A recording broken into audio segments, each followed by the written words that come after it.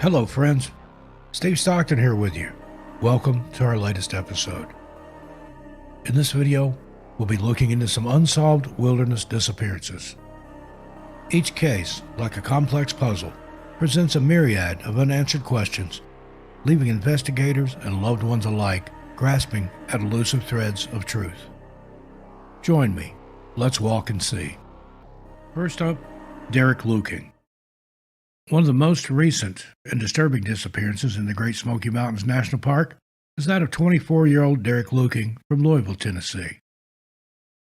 On March 15, 2012, Derek's roommate, Ryan Molden, became concerned after Derek failed to show up for his orderly position at Peninsula Hospital in Louisville, Tennessee.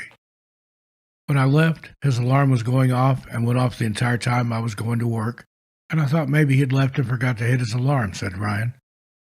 Knowing this was out of character for his friend, he contacted Derek's parents. After speaking with Ryan, Derek's family made an overnight trip from Virginia to Tennessee to look for their son. I never thought we would lose Derek. It would just be to find him, his father, Tim Luking, said. On Derek's computer, they found that he had searched the Great Smoky Mountains and booked a micro hotel in Cherokee, North Carolina. On Saturday, March 17, 2012, at 4 a.m., Derek was recorded leaving alone on the surveillance cameras of the Microtel Inn and Suites in Cherokee, North Carolina. He was carrying a small backpack. Police allowed the family access to the room where Derek had slept the night before. They found a Bible on the bed and a partially empty liquor bottle on the floor. His dad said the way the items were positioned suggested that Derek was struggling with a decision. Later that same day, Derek's family found his white Ford Escape parked in the lower lot of Newfound Gap on the Tennessee-North Carolina state line at 8:30 a.m. They alerted park officials of his disappearance, and Derek was officially reported missing. A note containing the cryptic phrase, "Don't look for me," was found inside his vehicle, along with Derek's wallet and keys. The cryptic note was not addressed to anyone in particular, and even Derek's distraught family thought it could have been left for Park Service employees so they would not tow his vehicle in his absence if he were planning to be away for an extended time. The Rangers asked me if Derek would take his life, and I said up until now I would have said absolutely not. But there, in the circumstances, there was that possibility, his father Tim said. Earlier that year, Tim noticed a change in Derek. He started drinking a little bit and smoking cigarettes, which was highly unusual for him, Tim said. He wasn't happy with his job, where his life was going. His family revealed that Derek was a fan and avid follower of extreme outdoorsman Bear Grylls, and most likely had enough survival skills and equipment to endure an extended stay in the wilderness. Before his disappearance, Derek purchased park maps and a sleeping bag, but left those behind. His family stated he took a day pack, granola bars, an axe, a Bear Grylls survival tool pack, several pages of a military survival manual, and a headlamp. Park spokesman Molly Shore told Knox News that Derek might have wanted to get lost and live off the land, but got in over his head. However, it is peculiar that nobody can confirm whether Derek actually went into the park on the day of his disappearance. This suggests that he might have gone missing while still in the parking area before he had a chance to even enter the park. Even though Park Service employees stated that the Newfound Gap area was busier than usual that fateful day, not one person in the park, employees, hikers, or otherwise, could recall seeing Derek. Even the Park Service admits it would be highly unusual for someone not to pass Derek on the hiking trails. The search for Derek included scores of personnel along with canines and helicopters. Thousands of missing person flyers were tacked along trails and passed out to hikers traveling in both directions. Concerns of foul play arose when another young man, Michael Cochini, went missing on March 18th. Michael's vehicle was discovered along Newfound Gap Road on March 20th. "We have no idea what happened to them," said park spokesman Bob Miller. Sadly, Michael Cochini was later found deceased in the park. Despite extensive search and rescue efforts, no trace of Derek was ever found. I'm not blind to the fact that he could have died. Someone could have taken his life. It could have been an accident. But we all hope that we don't know something and he is out there, roommate Ryan Molden said. Derek was quiet, but he wasn't meek.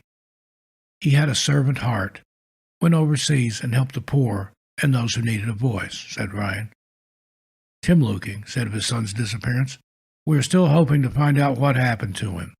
It's a difficult thing not to have any closure on the situation." So, what happened to Derek Luking? Did he choose to disappear, or was he the victim of foul play? Anyone with any information regarding Derek's disappearance is asked to contact the National Park Service Investigative Services Branch at 888-653-0009. Next up, we have Paul Braxton Fugate. 41-year-old National Park Service Ranger Paul Braxton Fugate went hiking in Chiricahua National Monument in Arizona on January 13, 1980, around 2:30 p.m. Ranger Fugate was wearing his green and gray Park Service uniform, including the official National Park Service arrowhead patch on his upper sleeve and a gold-colored Ranger badge pinned over his heart. On the day of his disappearance, Ranger Fugate stated that he was going to check the trails in the 10,600-acre park southeast of Wilcox. When he failed to return the next day, searchers from several agencies began scouring the area on foot and with helicopters. A set of footprints found brought forth new hopes of finding Ranger Fugate, but they were determined to be from one of the searchers. The official search lasted over 2 weeks, but volunteers continued looking for the ranger, and the case was ultimately turned over to the Cochise County Sheriff's Department. A $5,000 reward was also offered for any information in uncovering Ranger Fugate's fate. Lieutenant Craig E. Emanuel of the Cochise County Sheriff's Department said, "We hope that the reward will jar something loose in the investigation. We've received several leads, but we haven't turned up anything." Investigators suspected foul play early on. Another Park Service employee claimed to have seen Ranger Fugate leaving the park in a pickup truck with 2 unknown men. The employee underwent hypnosis and described the 2 men, but officials could not locate them. The disappearance of Ranger Fugate, which remains unsolved to this day, has left a lasting impact on everyone involved. In February 2017, a new lead emerged, prompting the Park Service to assign one of its own agents, Clay Anderson, to investigate the case. Unfortunately, the information was fruitless. The Park Service increased the reward, which grew in the years since his disappearance, to $60,000 in June of 2018. Whether Ranger Fugate left his post, was abducted, or succumbed to the elements of the rugged terrain is still up for debate. Anyone with information regarding Ranger Fugate's disappearance is asked to contact the National Park Service Investigative Services Branch at 888-653-0009. Next, we have Teresa Ann Beer. 16-year-old Teresa Ann Beer had a difficult childhood. She bounced between several households before her uncle, John Richmond in Fresno, California, was awarded custody. There, Teresa met Russell Skip Welch, a 43-year-old house painter and neighbor of the Richmonds who purportedly had a fascination with Bigfoot, claiming he encountered the elusive creature several times. On the morning of June 1, 1987, Welch arrived at the Richmonds' home while Teresa was getting ready for school and offered to give her a ride. Instead, he drove Teresa to the Bass Lake area of California, located in the heart of the Sierra Nevada mountain range, making a few stops on the way. Later that morning, Teresa's uncle received a call from Central High School informing him of Teresa's absence. When she failed to return home later that night, he reported her missing. According to Fresno Police Detective Doug Stokes, police learned that Teresa had not attended school that day, but had been seen by witnesses with Welch at multiple locations. Detective Stokes said she was seen by people who know her. They said she told them they were going to the mountains to look for Bigfoot. She was described as pretty excited about the whole thing. Detective Stokes added, "We contacted the Mariposa County Sheriff's Department, U.S. Forest Service Rangers, and Madera County Sheriff's deputies, gave them descriptions of Welch and the girl, and asked them to be on the lookout for them. We also provided a description of Welch's vehicle, a 2-door 77 Monte Carlo, tan over brown. Welch's unoccupied Chevy was found in a remote area near North Fork on June 5. However, when authorities returned to check on it several hours later, it was no longer there. Welch was eventually located at his mother's home on June 10. He was arrested for outstanding warrants and brought in for questioning. Detective Stokes said Welch claimed that he and Teresa had seen Bigfoot several times before Teresa went missing while searching for the creature alone. Welch said he searched for it for 2 days before returning to Fresno, but did not report her disappearance to anyone. Detective Stokes stated that Welch alleged that Bigfoot may have been involved in her disappearance, or that she could have left the area with other campers. Officials searched the campsite area on June 11 and found a purse and some clothing that belonged to the teenager, but unfortunately, no other trace of Teresa was found. Detective Stokes said, "We also didn't find any evidence of any super being, subhuman, or any unknown creature." The Madera County Sheriff's Department conducted a full-scale search with helicopters and canines on June 12 and 13, but no further evidence was found. Welch pleaded innocent concerning Teresa's disappearance and was released on his own recognizance. After the court further examined the case, he was rearrested and held on $30,000 bail. Welch was then re-released because officials were concerned that they would be unable to charge him with a capital crime if they later found Teresa deceased. Unfortunately, Teresa Ann Beer was never found, and Welch nor anyone else was ever tried for her disappearance. Sadly, she likely did not survive the camping trip and met an untimely fate in the Sierras. Anyone with any information regarding Teresa's disappearance is asked to contact the Fresno Police Department at 559-621-2541. Next, we have the disappearance of Alfred Beilhartz.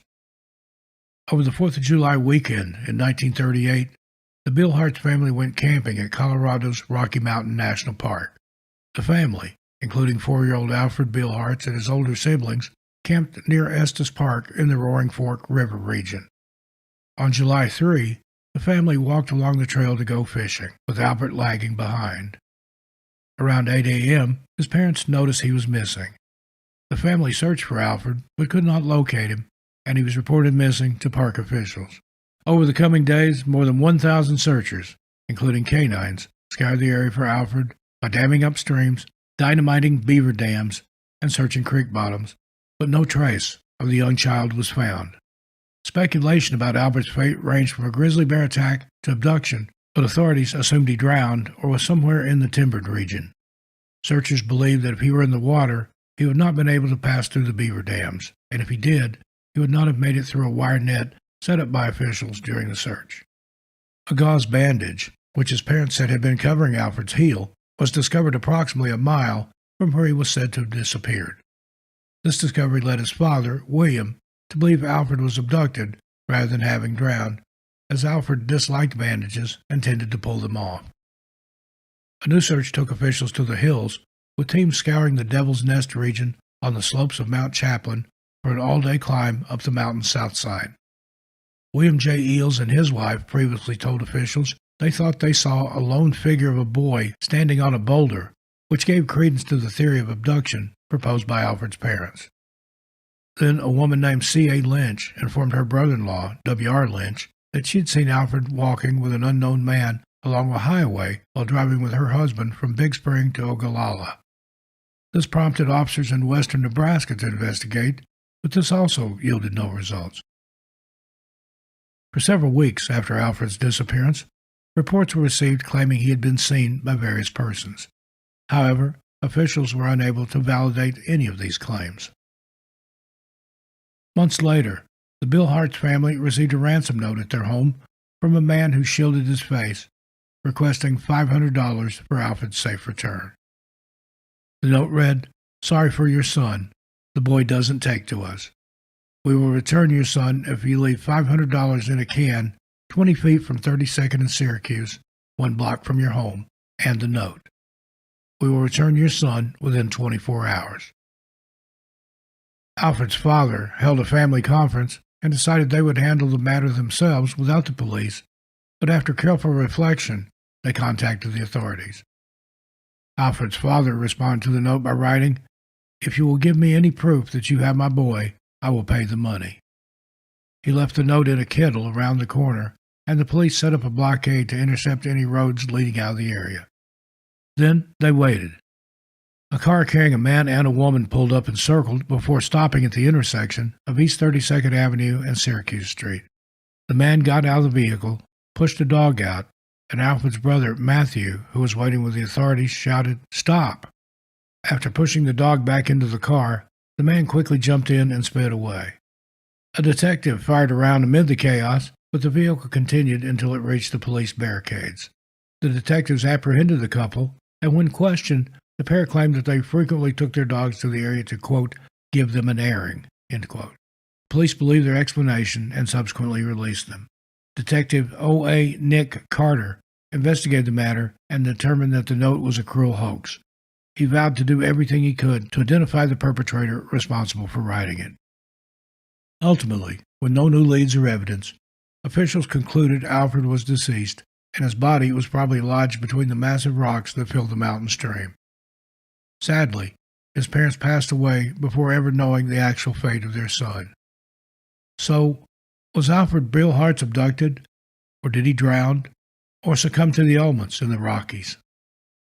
Anyone with information regarding Alfred's disappearance is asked to contact the National Park Service Investigative Services Branch at 888-653-0009.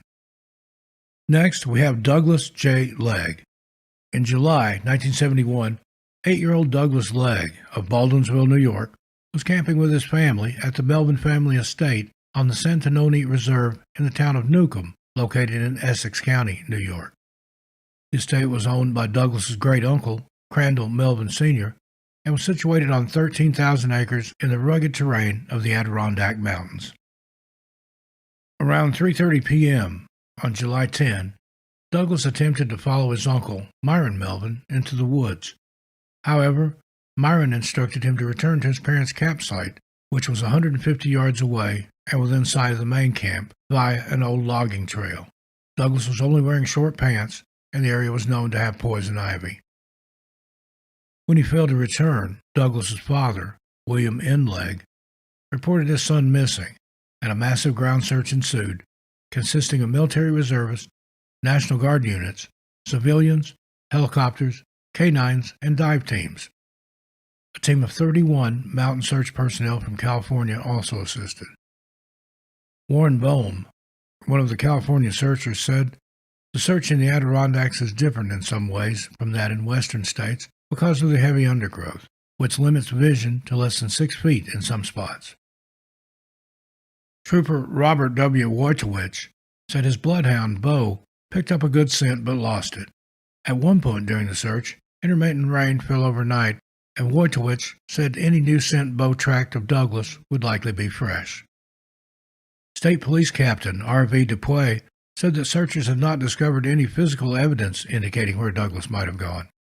Despite the rain, officials said they would use helicopters and vehicles as weather permitted. Dive teams also scoured Newcomb Lake on the whim that Douglas may have gone for a swim or fallen into the water, but still, no trace of the young boy was found. Environmental Conservation Department Officer Sid Makis said, "Essentially, there's a sign that something is very funny.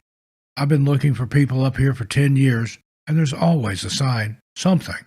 A lost sneaker maybe, or a torn t-shirt. Here, there's none. After all this time, with all these people looking, there should be." So, what happened to Douglas Legg? Multiple interviews of family and friends were conducted, also without result. No foul play was ever indicated. To this day, Douglas has never been found. Anyone with information regarding Douglas' disappearance is asked to contact New York State Troopers at 518-897-2000. And lastly, Larry Jeffrey. 6-year-old Larry Jeffrey of Henderson, Nevada, went missing on May 28, 1966, after being separated from his brothers, Monty and Franklin, while on a weekend outing at Mount Charleston in southern Nevada. Larry, who was hearing impaired, asked his parents, Lee Jeffrey and stepmother Alice, for permission to climb from the family picnic area in Lee's Canyon to the top of the mountain to see the snow. His parents did not permit him, so he joined Monty and Franklin on another hike.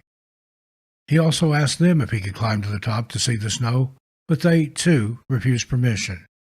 Shortly after that, Larry disappeared, and his parents contacted officials for help. Larry only wore blue jeans and a short-sleeved shirt when he went missing and was without food or water. The Clark County Sheriff's Office directed more than 300 searchers, including volunteers, over 50 square miles of mountainside. Over the following few days, reserve units replaced tired searchers to maintain the strength of the search, bringing the number up to over 800 searchers.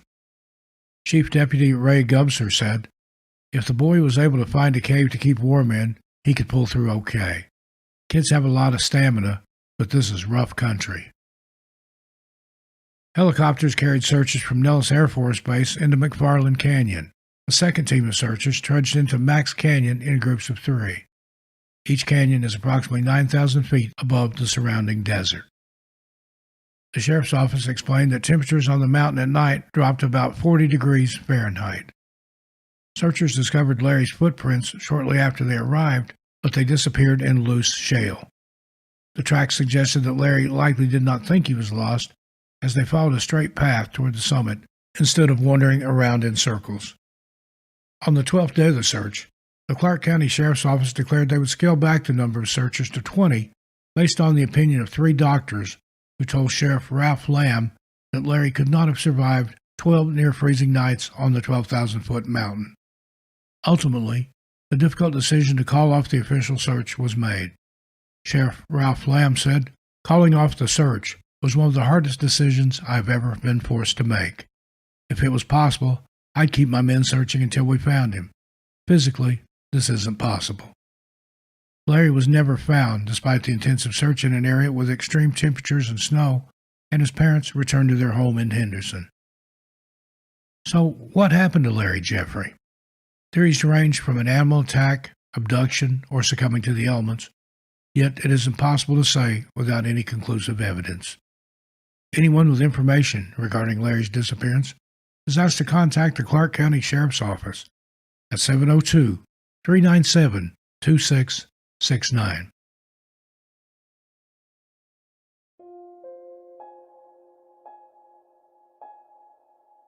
Hello, friends. Today we'll be discussing 3 very strange wilderness disappearances. Now, 2 of these cases remain unsolved, and one of these cases is a very remarkable story of a young man who survived for over 70 days lost in a forest. So sit back and relax, have a listen. This is going to be a wild one. First up, Stephen Vanpelt, the missing climber who vanished after he fell. Now, Mount Jefferson is the second tallest mountain in Oregon, and the only major volcanic center in the United States portion of the Cascade Range that hasn't erupted in the past 10,000 years. It stands at a majestic 10,495 feet tall and is part of the Cascade Range. According to climbing aficionados, the mountain's summit pinnacle requires Class 4 scrambling on very steep, usually ice-encrusted rock. It is considered by some to be the most difficult of the higher volcanoes. It is indeed a rough mountain to climb, and visitors are warned, mountain to climb indeed, and visitors are warned numerous times not to try and complete the summit unless they are very experienced climbers. In this community, we've seen many types of accidents happen and mysteries begin in places like Mount Jefferson. Mother Nature can be a cruel mistress, and when there are no answers to seemingly obvious questions, it can be downright frustrating. Such is the mystery of what happened to Stephen Vanpelt. If a person falls off a mountain, it would make sense that they would be found right at the bottom, somewhere near at least, from where they fell. Yes, that would make sense. It would almost make too much sense for this community that deals in mysteries just like this all the time. Stephen Vanpelt seems to have fallen off the mountain and right off the face of the earth. Let's delve a little deeper into the mysterious fall and the equally mysterious vanishing of Stephen Vanpelt. On Friday, July 23, 2021, at around 11:45 in the morning, a 33-year-old Salem, Oregon resident named Stephen Vanpelt was descending Mount Jefferson when he suddenly fell off the mountain and disappeared from the view of his climbing partner. The Marion County Sheriff's Office received the initial report and responded along with Linn County deputies and the Linn County Search and Rescue Team. Officials reported that this particular area of the mountain where Stephen had his fall is extremely dangerous and would require technical mountaineers to travel the mountainside in their search efforts. Initially, it was reported that Stephen hadn't been found right away because of terrain which included snow and large boulders. There were also deep cliffs, crevices, rocks, and scree. Now, for this example, scree is defined as a mass of loose stones that form or cover a slope of a mountain. So basically, his recovery was going to take some time. The deputies called in several other agencies to assist him in the search for Stephen, and these included Corvallis Mountain Rescue, Eugene Mountain Rescue, Deschutes Mountain Rescue, and Portland Mountain Rescue. Stephen Vanpelt worked at Salem's Morning Star Community Church as a program director. After his fall from the mountain, his sister posted on social media that it is believed Stephen ended up in a ravine that is inaccessible. However, it's also been stated that Stephen was not seen in or around this ravine when it was looked over. The search was eventually suspended, and it was determined that Stephen would not be able to be recovered. He was never found. A statement written on behalf of his family said, "There is no more appropriate tombstone for Steve than Mount Jefferson." His wife, Caitlin, said that it's a huge comfort knowing her husband had come to rest in Mount Jefferson, and said he would have been thrilled to call this mountain his headstone. Obviously, Stephen Vanpelt loved the mountains and mountain climbing. His sister's social media post explains that he and his climbing partner had an incredible day together, and Steve was on cloud 9 after they summited the 10,495-foot pinnacle of Mount Jefferson. As they descended back down the mountain, Stephen's climbing partner watched him slip and fall hundreds of feet. From what Stephen's climbing partner later said, "We knew his end was immediate." Caitlin also stated how her husband loved the outdoors and how Mendocino County was a perfect place for an outdoorsman like Stephen. Before the search was officially called off, Lynn County Sheriff's Office Lieutenant Brandon Fountain explained that the conditions of the terrain was becoming a hazard to all the searchers. Lieutenant Fountain continued that there's a specific drainage on Mount Jefferson where searchers believe he may have come to rest. First responders conducted a significant search of this drainage, while rock and mud from above fell on the rescuers, who were bound together by rope.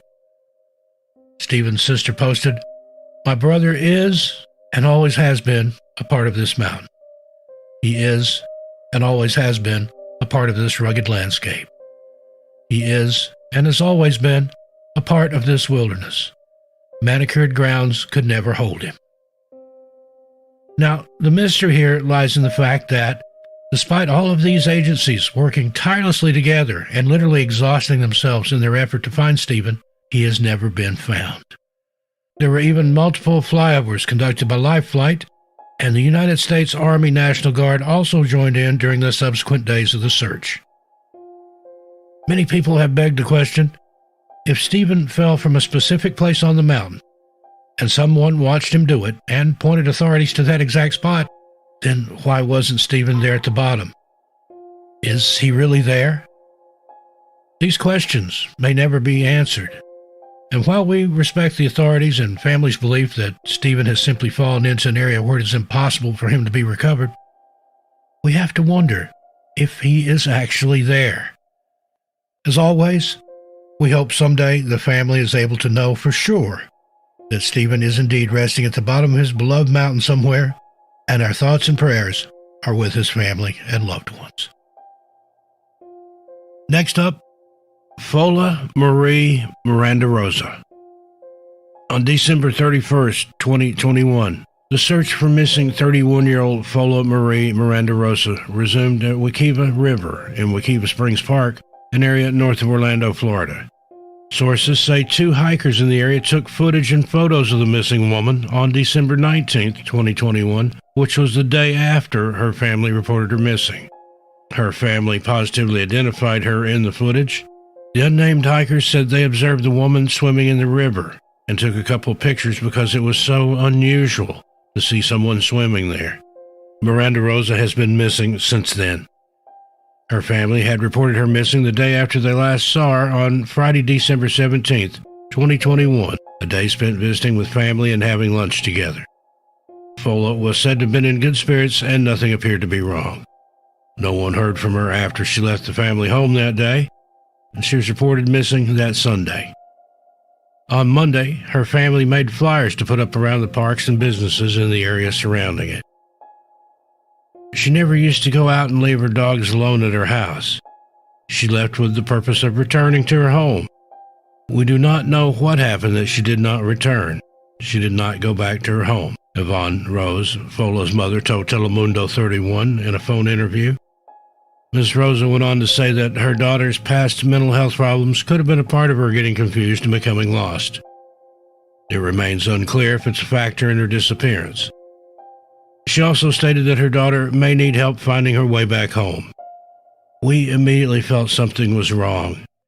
It's just not normal, Ms. Rosa continued in the Telemundo interview. Now, Paola has battled schizophrenia in the past and has been diagnosed with bipolar disorder. Foul play isn't suspected at this time, the Osceola County Sheriff's Department says. Prior to the official search, the Sheriff's Office released a statement saying they plan to search 4.5 miles of the river around the area where Paola was last seen, using special underwater camera equipment that has the capability to see in hard-to-reach areas that can't be explored by standard scuba equipment. They planned on searching the wooded areas on both sides of the river as well.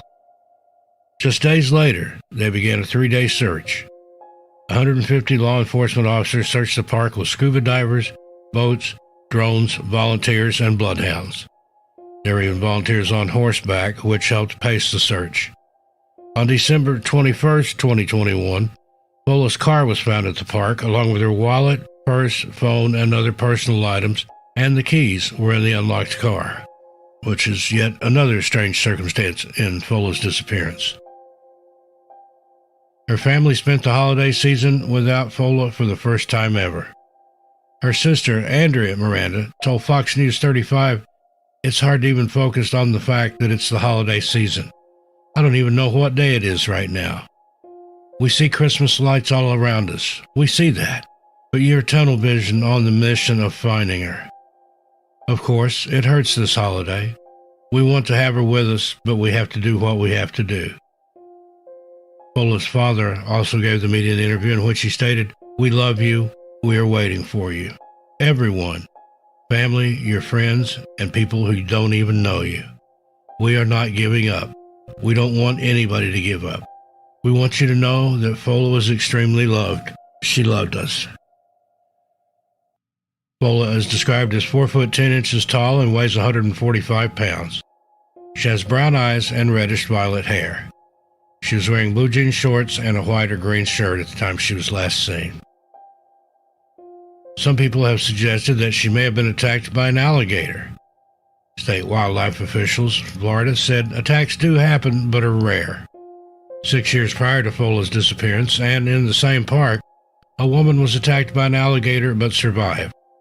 2 other men have also been attacked in earlier years, but they survived as well.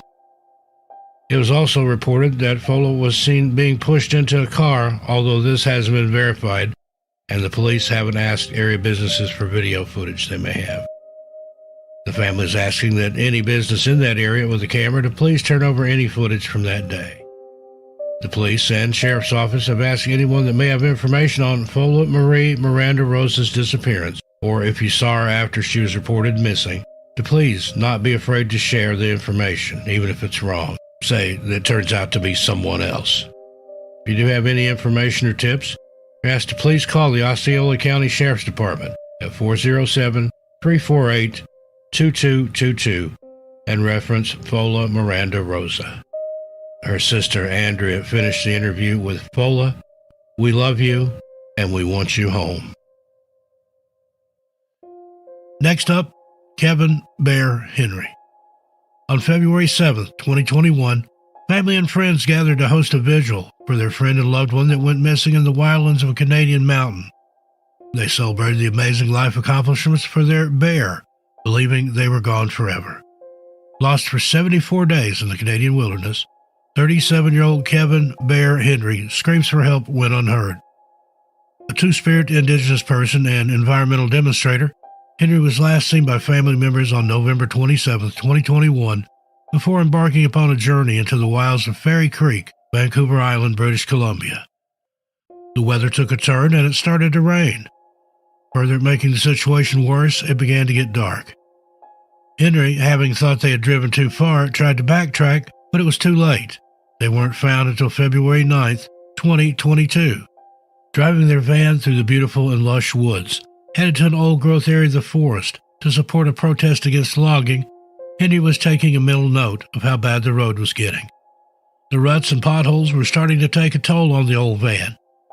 As they proceeded down the dirt road, the van was listing from side to side. Every few feet, the road was becoming impassable until hitting one last big pothole caused the van's engine to completely quit. Eventually, Henry was able to get the engine started again, and only a little farther down the mountain road before becoming stuck in mud caused by the treacherous rain. Thankfully, they had a sleeper van and had at least shelter, but only had provisions for a few days because they had only planned on being there for 2 to 3 days. Tired from the day's events, Henry climbed in the sleeper and rested for the night. Henry had been paralyzed for 4 years in their 20s after being stabbed. This makes walking for any substantial length almost impossible, and they were taught to stay where they were should they become lost. The first few days were spent with the van, where Henry had food and shelter. They hadn't told anyone where they were going, but could hear helicopters overhead, presumably searching for them.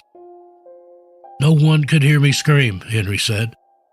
A massive search had been launched for the Royal Canadian Mounted Police, community members, search and rescue teams, and even TikTokers had joined together in an effort to find the demonstrator. The family had reported them missing until December 11th, which was a full 2 weeks after Henry had become stuck on that road. They had also started a Facebook page dedicated to finding Bear called Bring Kevin Bear Henry Home. The page name has since been changed to Bear Has Returned. Because of the hostile environment that was created between demonstrators and the RCMP over logging, there was a delay in the search. Worsening weather conditions also hampered the search efforts. The few times they were able to search, there were a few clues found that pointed to Henry being in the area, but there was never anything found that succinctly pointed to where they may be. Surviving on anything they could get their hands on. Their diet consisted of tomatoes, dry rice soaked in water, tomato sauce, and beans. Henry even resorted to eating cat food at one point, and even snow in late December. As food supplies dwindled and days turned into weeks, Henry decided they would have to walk to help. Having walked for 15 hours over a 2-day span to the top of the road where the logging was happening, they finally stumbled into 2 loggers getting ready to leave the area. Loggers from Gemini Fallers saw Henry stumble onto their location. They were supposed to be leaving early that day and almost missed Henry standing in the area. "We thought you were a tree, man," one of the loggers told him. "Are you Bear?" the other man asked. "How do you know who I am?" Henry asked. "There are missing person posters of you everywhere in Legg, Cowichan, and Duncan," the men said to Bear. They didn't know what day or even month it was. "I've been missing for 3 months," Henry said to his rescuers. "Where would you like to go?" the men asked Henry where they could take them. "Tim Hortons," Henry replied, wanting a hot cup of coffee and some food. The loggers dropped Henry at a Tim Hortons in Lake Cowichan and gave them $20. "That kind of care and support to do that, that's humanity right there," Henry said of the men that rescued them. Bear contacted a friend and family members straight away. The family rushed to the Tim Hortons to make contact with them. Although a little skinnier, Bear was in good spirits.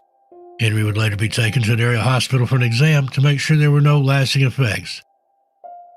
"We understand there are questions on how and where the individual survived," a Royal Canadian Mounted Police spokesperson said. "If those details are released, it will have to come from Henry, as the family has asked for privacy at this time. They're just happy their loved one returned to them." There have been several updates and videos posted by Bear since their ordeal addressing people's questions and telling their story. In one of the videos, they are quoted as saying, "I'm too stubborn to die," when asked by a family member that was thinking the worst. Not having any experience with outdoor survival, Henry also said, "I definitely learned a lot more about the environment and how precious it is to be back there, to breathe that kind of fresh air, and to be at the mercy of that kind of weather, and to be at the mercy of the backcountry. It teaches you a lot."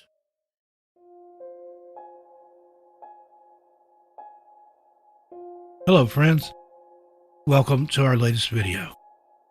Today we bring you the strange disappearance of Courtney Bryan, who went missing from the Shasta Trinity National Forest.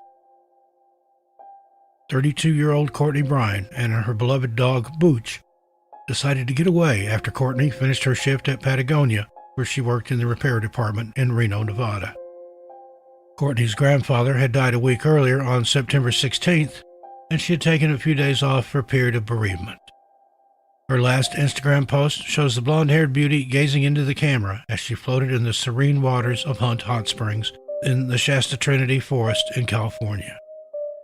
This was on September 23rd, 2021, and was the last time anything was seen or heard from her. There haven't been any calls or texts responded to or that came from her phone since that day either.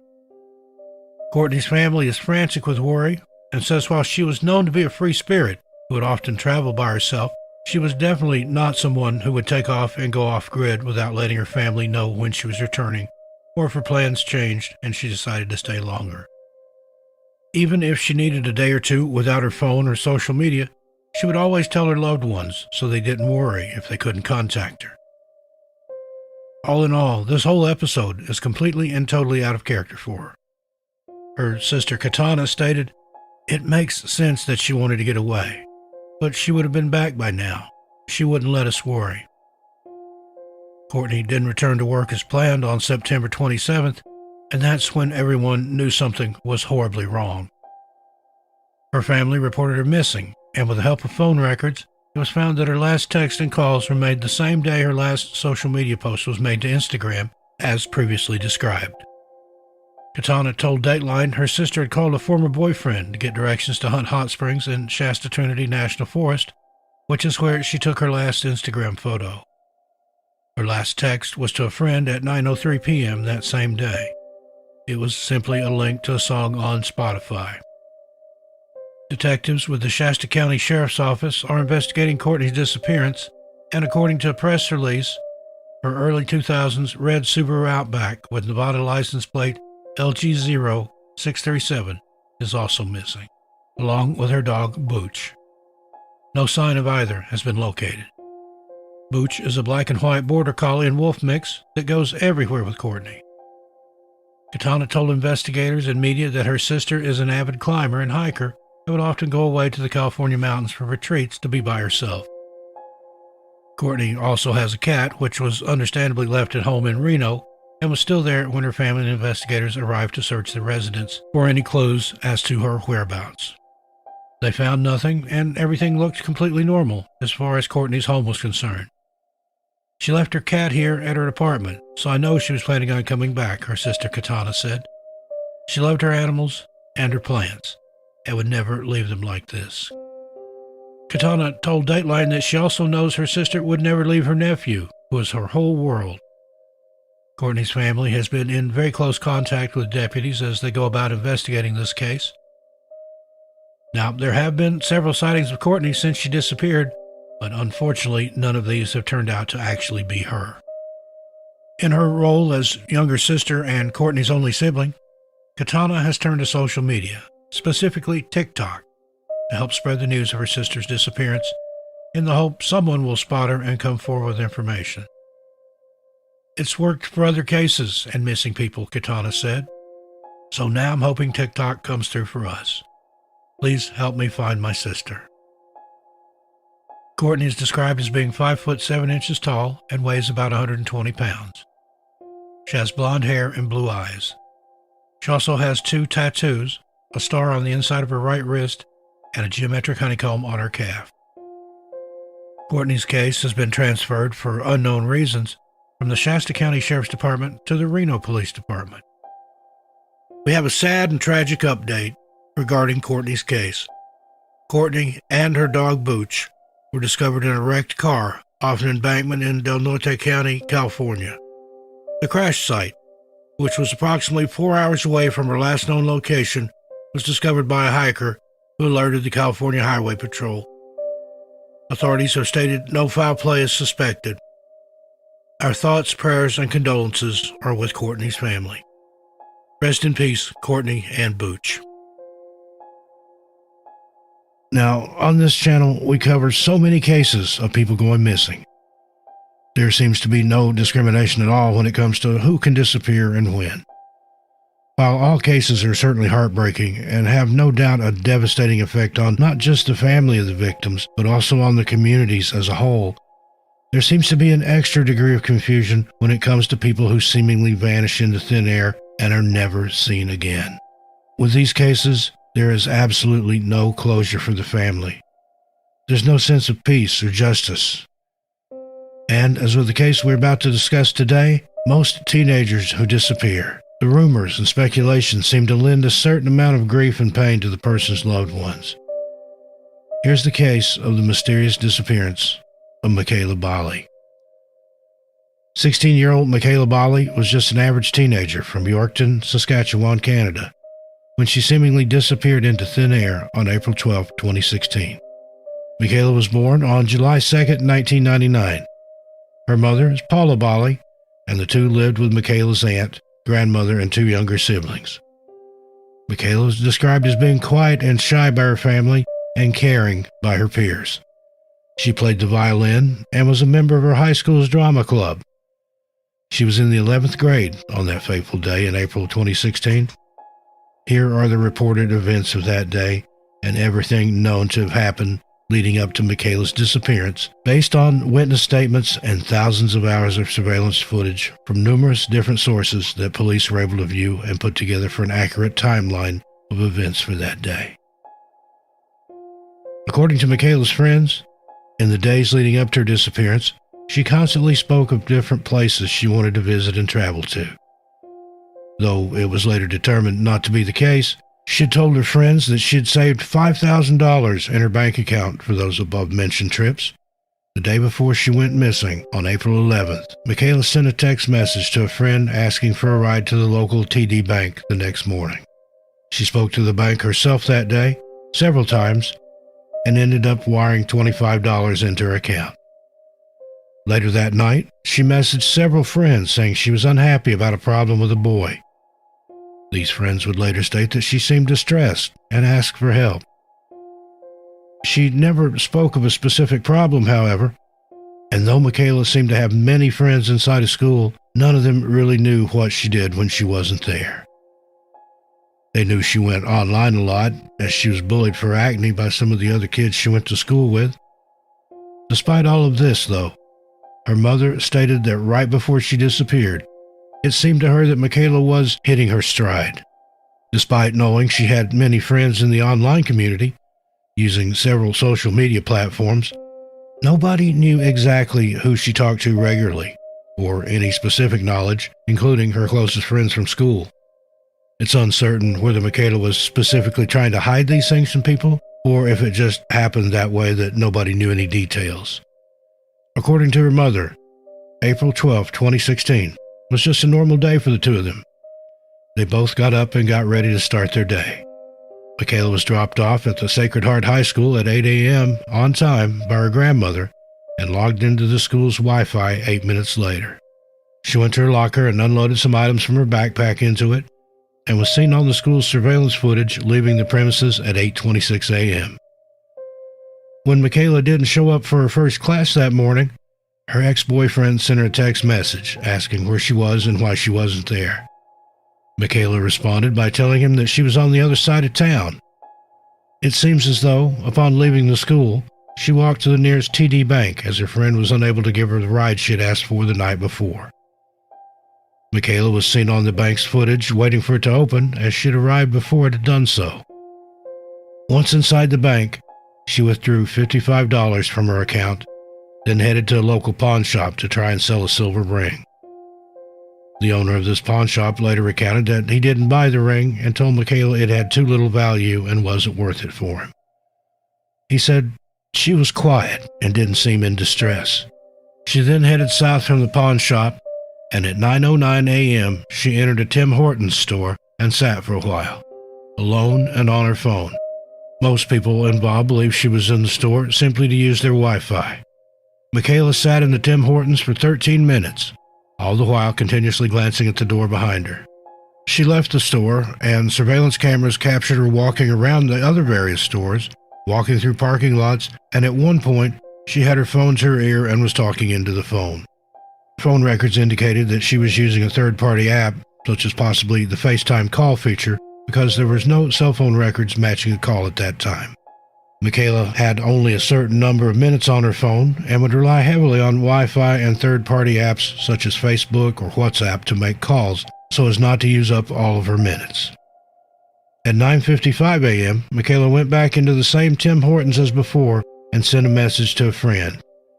It said simply, "I need help." 20 minutes later, however, she messaged that same friend and said, "Never mind, I figured it out." Michaela approached a random stranger in the restaurant of the Tim Hortons and asked her to help book a hotel room. Michaela was too young to do this on her own and needed someone 18 or older to do it for her. This bit of information is where Michaela, constantly telling friends in the weeks and months leading up to her disappearance that she wanted to visit larger cities near and around the small community where she lived, came to everyone's minds. In fact, Michaela spoke so much about leaving her small town and running off to a big city that her friends barely paid attention to it anymore. They all figured she was just daydreaming about where she would like to go once she was older and able to go on her own.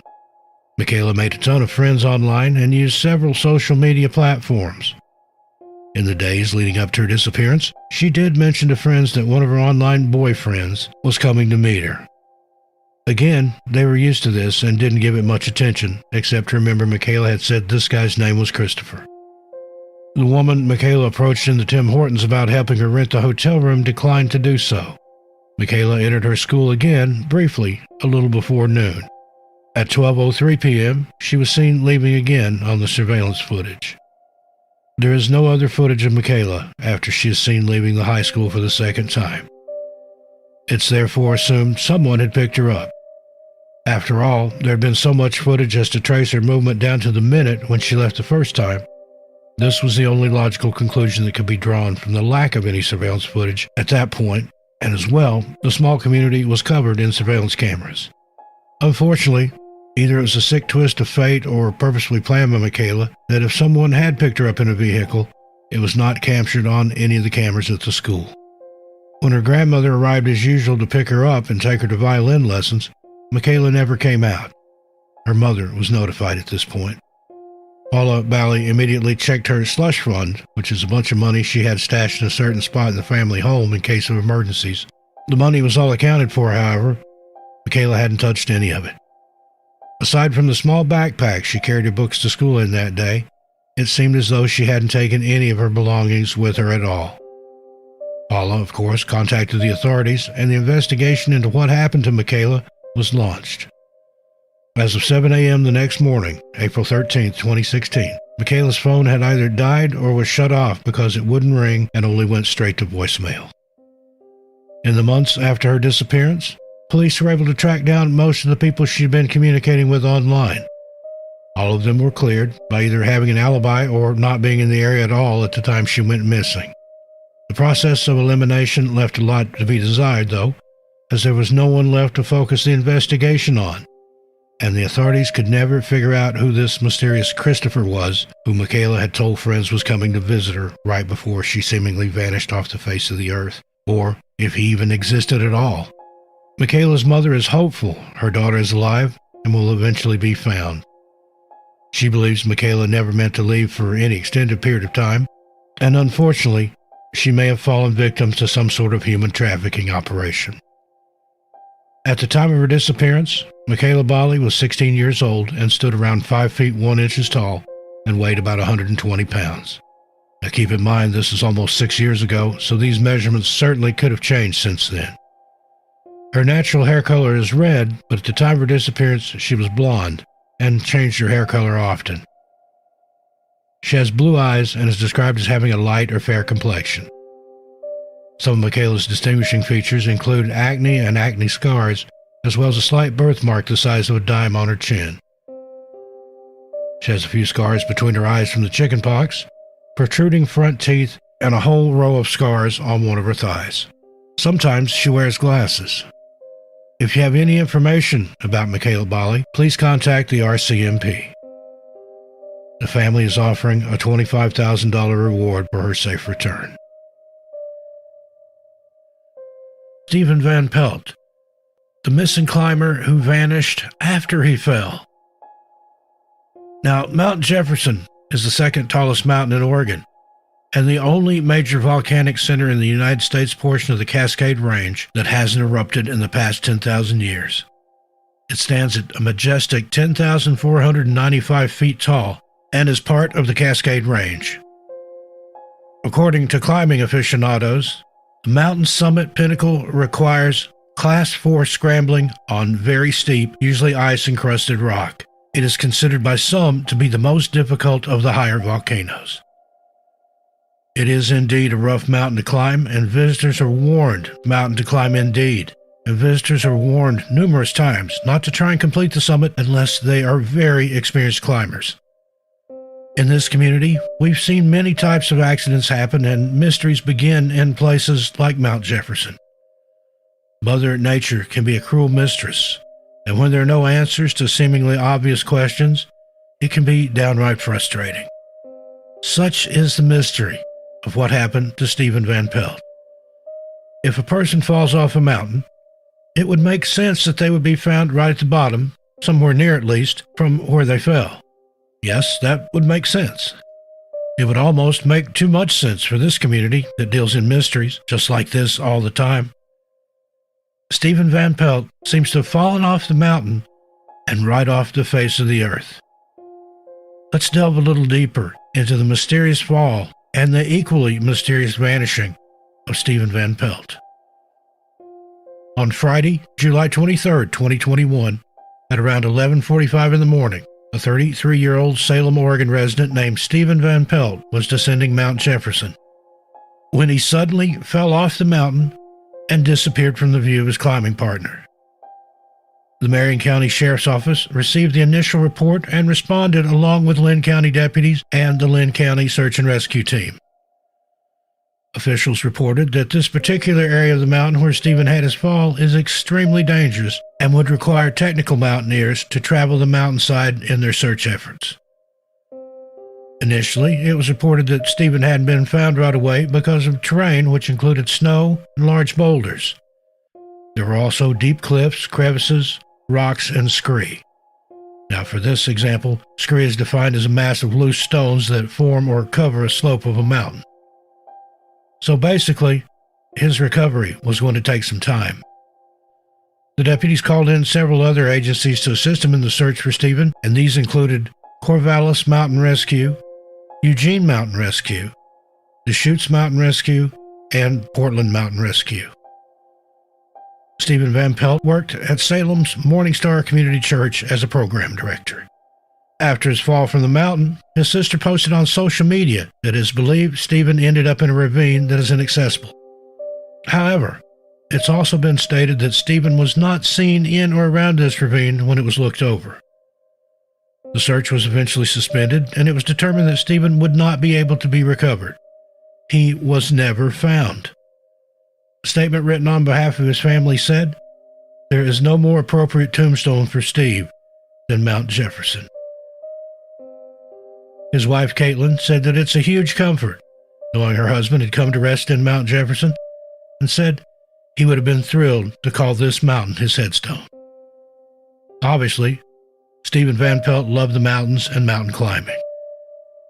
His sister's social media post explains that he and his climbing partner had an incredible day together, and Steve was on cloud 9 after they summited the 10,495-foot pinnacle of Mount Jefferson. As they descended back down the mountain, Stephen's climbing partner watched him slip and fall hundreds of feet. From what Stephen's climbing partner later said, "We knew his end was immediate." Caitlin also stated how her husband loved the outdoors and how Mendocino County was a perfect place for an outdoorsman like Stephen. Before the search was officially called off, Linn County Sheriff's Office Lieutenant Brandon Fountain explained that the conditions of the terrain was becoming a hazard to all the searchers. Lieutenant Fountain continued that there's a specific drainage on Mount Jefferson where searchers believe he may have come to rest. First responders conducted a significant search of this drainage, while rock and mud from above fell on the rescuers, who were bound together by rope. Stephen's sister posted, "My brother is and always has been a part of this mountain. He is and always has been a part of this rugged landscape. He is and has always been a part of this wilderness. Manicured grounds could never hold him. Now, the mystery here lies in the fact that, despite all of these agencies working tirelessly together and literally exhausting themselves in their effort to find Stephen, he has never been found. There were even multiple flyovers conducted by Life Flight, and the United States Army National Guard also joined in during the subsequent days of the search. Many people have begged the question, if Stephen fell from a specific place on the mountain, and someone watched him do it and pointed authorities to that exact spot, then why wasn't Stephen there at the bottom? Is he really there? These questions may never be answered. And while we respect the authorities and family's belief that Stephen has simply fallen into an area where it is impossible for him to be recovered, we have to wonder if he is actually there. As always, we hope someday the family is able to know for sure that Stephen is indeed resting at the bottom of his beloved mountain somewhere, and our thoughts and prayers are with his family and loved ones. Paola Miranda-Rosa. On December 31st, 2021, the search for missing 31-year-old Paola Miranda-Rosa resumed at Wekiva River in Wekiva Springs Park, an area north of Orlando, Florida. Sources say 2 hikers in the area took footage and photos of the missing woman on December 19, 2021, which was the day after her family reported her missing. Her family positively identified her in the footage. The unnamed hikers said they observed the woman swimming in the river and took a couple of pictures because it was so unusual to see someone swimming there. Miranda-Rosa has been missing since then. Her family had reported her missing the day after they last saw her on Friday, December 17, 2021, a day spent visiting with family and having lunch together. Paola was said to have been in good spirits and nothing appeared to be wrong. No one heard from her after she left the family home that day, and she was reported missing that Sunday. On Monday, her family made flyers to put up around the parks and businesses in the area surrounding it. She never used to go out and leave her dogs alone at her house. She left with the purpose of returning to her home. We do not know what happened that she did not return. She did not go back to her home, Yvonne Rose, Paola's mother, told Telemundo 31 in a phone interview. Ms. Rosa went on to say that her daughter's past mental health problems could have been a part of her getting confused and becoming lost. It remains unclear if it's a factor in her disappearance. She also stated that her daughter may need help finding her way back home. We immediately felt something was wrong. It's just not normal, Ms. Rosa continued in the Telemundo interview. Now, Paola has battled schizophrenia in the past and has been diagnosed with bipolar disorder. Foul play isn't suspected at this time, the Osceola County Sheriff's Department says. Prior to the official search, the Sheriff's Office released a statement saying they plan to search 4.5 miles of the river around the area where Paola was last seen using special underwater camera equipment that has the capability to see in hard-to-reach areas that can't be explored by standard scuba equipment. They planned on searching the wooded areas on both sides of the river as well. Just days later, they began a 3-day search. 150 law enforcement officers searched the park with scuba divers, boats, drones, volunteers, and bloodhounds. There were even volunteers on horseback, which helped pace the search. On December 21, 2021, Paola's car was found at the park, along with her wallet, purse, phone, and other personal items, and the keys were in the unlocked car, which is yet another strange circumstance in Paola's disappearance. Her family spent the holiday season without Paola for the first time ever. Her sister, Andrea Miranda, told Fox News 35, "It's hard to even focus on the fact that it's the holiday season. I don't even know what day it is right now. We see Christmas lights all around us. We see that. But your tunnel vision on the mission of finding her. Of course, it hurts this holiday. We want to have her with us, but we have to do what we have to do." Paola's father also gave the media an interview in which he stated, "We love you. We are waiting for you. Everyone, family, your friends, and people who don't even know you. We are not giving up. We don't want anybody to give up. We want you to know that Paola was extremely loved. She loved us. Paola is described as 4 foot 10 inches tall and weighs 145 pounds. She has brown eyes and reddish violet hair. She was wearing blue jean shorts and a white or green shirt at the time she was last seen. Some people have suggested that she may have been attacked by an alligator. State wildlife officials in Florida said attacks do happen but are rare. 6 years prior to Paola's disappearance, and in the same park, a woman was attacked by an alligator but survived. 2 other men have also been attacked in earlier years, but they survived as well. It was also reported that Paola was seen being pushed into a car, although this hasn't been verified, and the police haven't asked area businesses for video footage they may have. The family is asking that any business in that area with a camera to please turn over any footage from that day. The police and sheriff's office have asked anyone that may have information on Paola Miranda-Rosa's disappearance, or if you saw her after she was reported missing, to please not be afraid to share the information, even if it's wrong. Say that turns out to be someone else. If you do have any information or tips, you're asked to please call the Osceola County Sheriff's Department at 407-348-2222 and reference Paola Miranda-Rosa. Her sister Andrea finished the interview with Paola. We love you and we want you home. Hello friends, Steve Stockton here with you. Welcome to our latest episode. This time, we look into individuals who went missing only to reappear under mysterious circumstances. When a person goes missing, especially under mysterious circumstances, it can cause immense distress for their loved ones and those investigating the case. The uncertainty surrounding their location and safety can be overwhelming.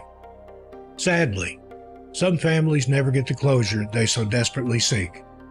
Fortunately, there have been cases where missing people have reappeared, even after being gone for years. These situations can often be just as confusing as the initial disappearance. In this video, we'll explore 11 stories of individuals who seemingly vanished without a trace and later resurfaced with intriguing, perplexing, or unexplainable narratives that challenge our comprehension of the natural world and rational explanation. Join me. Let's walk and see.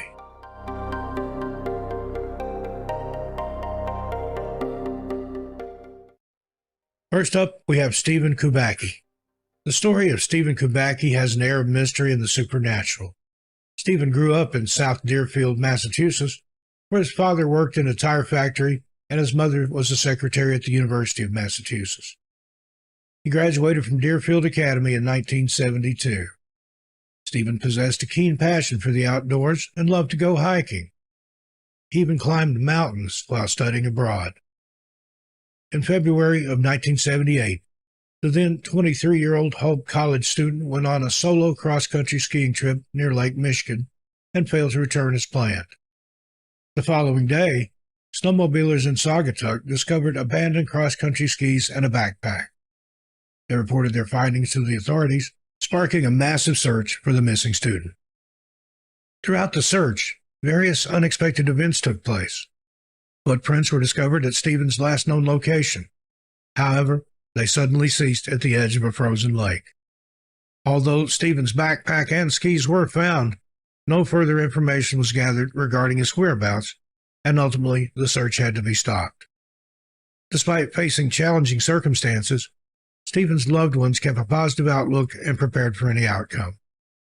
It was in May of 1979 that Stephen, who had been missing for over a year, made an unexpected appearance at his parents' doorstep. This turn of events was quite surprising. Stephen had woken up in a field in Pittsfield, Massachusetts, hundreds of miles from where he was last seen, but only 40 miles from his parents' home. He couldn't recall much of his experience, which was peculiar because he was wearing clothes that did not belong to him and carrying unfamiliar maps and hitchhiking signs from San Francisco, Sacramento, Reno, Utah, and Chicago. Following his reappearance, Stephen said, quote, "I feel like I've done a lot of running," end quote. Stephen reported feeling cold and scared before experiencing memory loss, attributed it to fatigue and exposure. He planned to schedule a physical exam with a doctor, but was reluctant to seek help from a psychiatrist. Stephen confirmed that he had been mentally stable before the skiing trip. He says, quote, "My father was going to sign over the house to me. I had 3 courses at school and no trouble. I left a romance in Germany. There was no trouble with girls. I had a job lined up with the Holland Sentinel newspaper." End quote. Stephen consciously decided to avoid media attention and financial gain related to his experience. UFO and alien abduction theorists often reference his case as a prime example of someone being taken and returning without recollection of their whereabouts or experimentation. Stephen received his degree from Hope College in 1979 and completed a 2-year internship at Dartmouth Medical School in 1992 before becoming a professor at the University of Wyoming. While there, he was honored with a fellowship from the American Psychoanalytic Association. Is it possible that Stephen Kubacki fell victim to the mysterious Lake Michigan Triangle, known for the numerous disappearances of planes, boats, and people over the years? This is a thought-provoking idea to consider. Next up, we have Amber Rose Smith. On October 8, 2013, a 2-year-old girl named Amber Rose Smith went missing from her Newaygo County, Michigan home around 1:30 p.m. According to her father, Dale Smith, he had been in another room, and Amber was no longer there when he returned. It was not the first time Amber had walked out of the house, but in previous instances, she had been found without any issues. Dale searched for Amber for about 30 minutes before contacting 911. Despite the efforts of around 300 volunteers and officials who searched the surrounding area, Amber could not be located. The search continued as the temperature dropped and darkness crept in. Amber was found safe about 2 miles away from her home the next day, greatly relieving her family and investigators. It was remarkable that she managed to reach where she was found with the harsh weather and rough terrain. However, when questioned about where she had been and how she got there, she appeared confused and unable to remember anything. Amber walked through a dense forest without shoes and braved the chilly overnight weather that dropped to around 43 degrees. After getting treatment for minor cuts and bruises and drinking a cup of hot chocolate, she seemed okay. Diane and Dale, the girl's parents, reported that Amber kept quiet about the incident, but had mentioned spending the night in the woods with chipmunks and squirrels. Dale stated that Amber had only disclosed being followed into the woods and abandoned there. An intriguing detail surfaced during Amber's vanishing and eventual discovery. She was found in a region that had already been meticulously searched the day before. It remains a mystery how she evaded the search parties dispatched to locate her shortly after her disappearance, and how she could traverse such a considerable distance under the given circumstances. There is speculation that Amber's disappearance may be connected to Stephen Kubacki's mysterious disappearance and memory loss of over a year. Some even speculate an alien or paranormal entity may have taken her, while others believe she simply got lost in the woods or her disappearance is somehow linked to the Michigan Triangle. Despite these theories, the truth behind her disappearance remains unknown. And now, Dr. William Horatio Bates. In August 1902, ophthalmologist Dr. William Horatio Bates strangely vanished from New York City. Though financially well off, he left his wife a note explaining that he had to depart the area for a vital business opportunity that would benefit their family financially. The message read, quote, "My dear wife, I am called out of town to some major operations. I go with Dr. Forche, an old student, to do a mastoid, some cataracts, and other operations. He promises me a bonanza. Too bad to miss the horse show, but I'm glad to get so much money for us all. I'm in such a flurry. Do not worry. I will write details later. Yours lovingly, Willie." End quote. Despite his promise to keep in touch, he didn't return home, prompting his wife to contact his Masonic connections for help in finding him. After several days, they received news that Dr. Bates was in a London hospital, appearing weak and malnourished with sunken eyes. His wife's efforts through the lodge were crucial in locating him. When she arrived in London to fetch him, he initially did not recognize her, but ultimately agreed to accompany her to a hotel, hoping to recall her identity. He allegedly told her, quote, "I don't know why you bother, madam. We are strangers." End quote. At the hotel, He vaguely remembered being summoned from New York to perform surgery on someone with a brain abscess aboard a ship. However, after 2 days, he vanished from the hotel without explanation. Despite Mrs. Bates' persistent search for him, he was never located, and she continued to look for him until she died in 1907, reportedly clasping a portrait of her missing husband. But then, in 1910, Dr. Bates was found in Grand Forks, North Dakota, by a friend named J.E. Kelly. Kelly convinced the doctor to return to New York, but Dr. Bates had no memory of his past life there.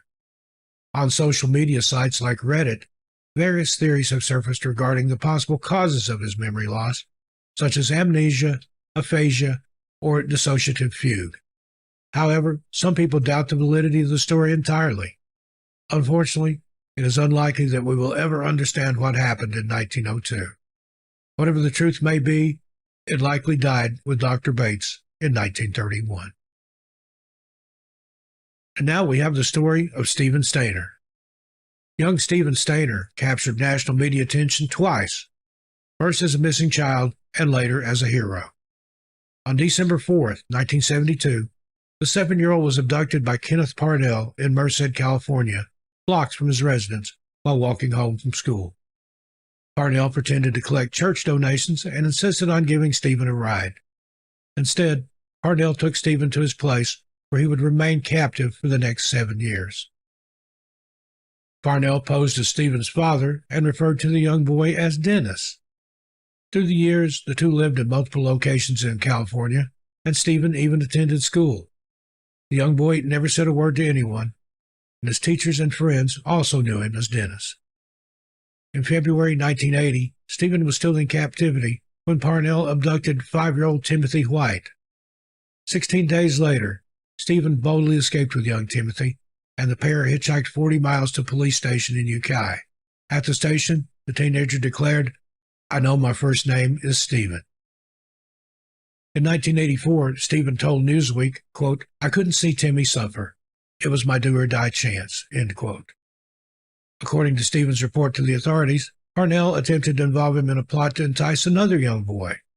However, Stephen covertly thwarted his efforts. The events after Stephen Stayner reappeared at the California police station in 1980, following his disappearance of more than 7 years, are the most intriguing yet grim aspect of the case. After being sentenced to 7 years in prison, Parnell was released after serving only 5 years. He was arrested again in 2003. Tragically, Stephen Stayner died in a motorcycle accident at the age of 24 in 1989. In a strange twist, 10 years after his death, Stephen's older brother, Cary Stayner, was convicted of 4 murders. Next up, we have Natasha Ryan. Natasha Ryan, a 14-year-old girl from Australia, went missing on August 31, 1998, after her mother dropped her off at North Rockhampton State High School in Queensland. Her parents assumed she would return shortly due to her tendency to run away.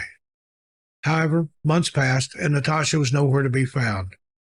When other women and girls started going missing in the area, concerns for Natasha's safety increased when it was thought she could be a victim of Australian serial killer Leonard Fraser. Approximately 5 years after Natasha disappeared, Fraser went on trial for multiple counts of murder, including Natasha's. On April 11, 2003, a prosecutor merely announced, "I'm pleased to inform the court that Leonard John Fraser is not guilty of the murder of Natasha Ann Ryan. Natasha Ryan is alive."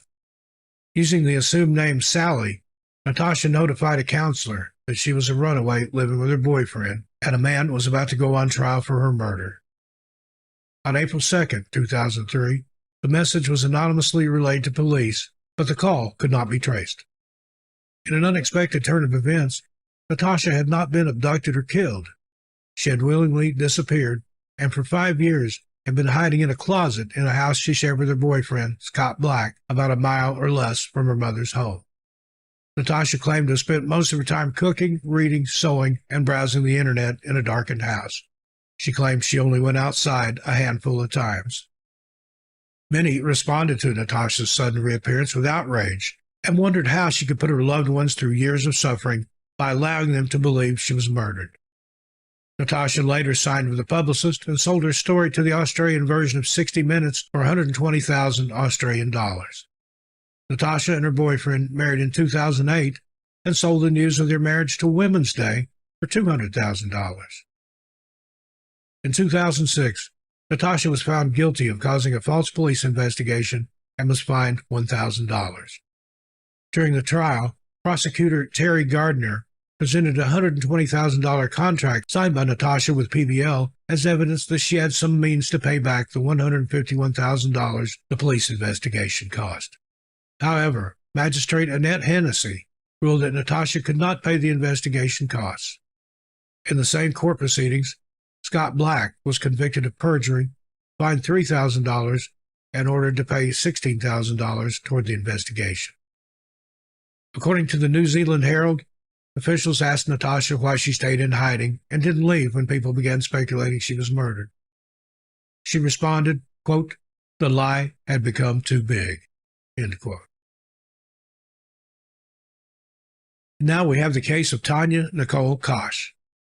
On February 10, 1996, Tanya Nicole Kach, a 14-year-old middle school student from Pennsylvania, went missing after walking out of her father's house.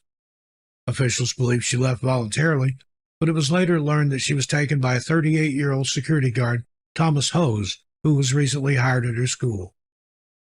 On a particular morning, Tanya expressed her frustration about her home life to Hose. Hose, a middle-aged father, suggested that Tanya come and stay with him for a while. Tanya agreed, but Hose kept her in a house owned by his parents for the next 10 years. Following her first 4 years in captivity, Tanya was given a new identity and permission to leave the house. In 2006, she reached out to a deli owner, Joe Sparico, whom she had befriended, and disclosed to him that she had been held captive by Hose since she was 14. "My name is not Nikki Allen, it's Tanya Nicole Kach." These were the words uttered by the then 24-year-old Tanya. Hose was ultimately apprehended, charged, and later incarcerated, and Tanya was reunited with her family. "I was so scared that nobody would believe me," Tanya proclaimed to WTAE-TV from the home of her father, Jerry Kach. Terry's mother, Sherry Konecki, said in an interview with WTAE-TV, "It's the best ending I could have thought about when I thought about what could have happened to her."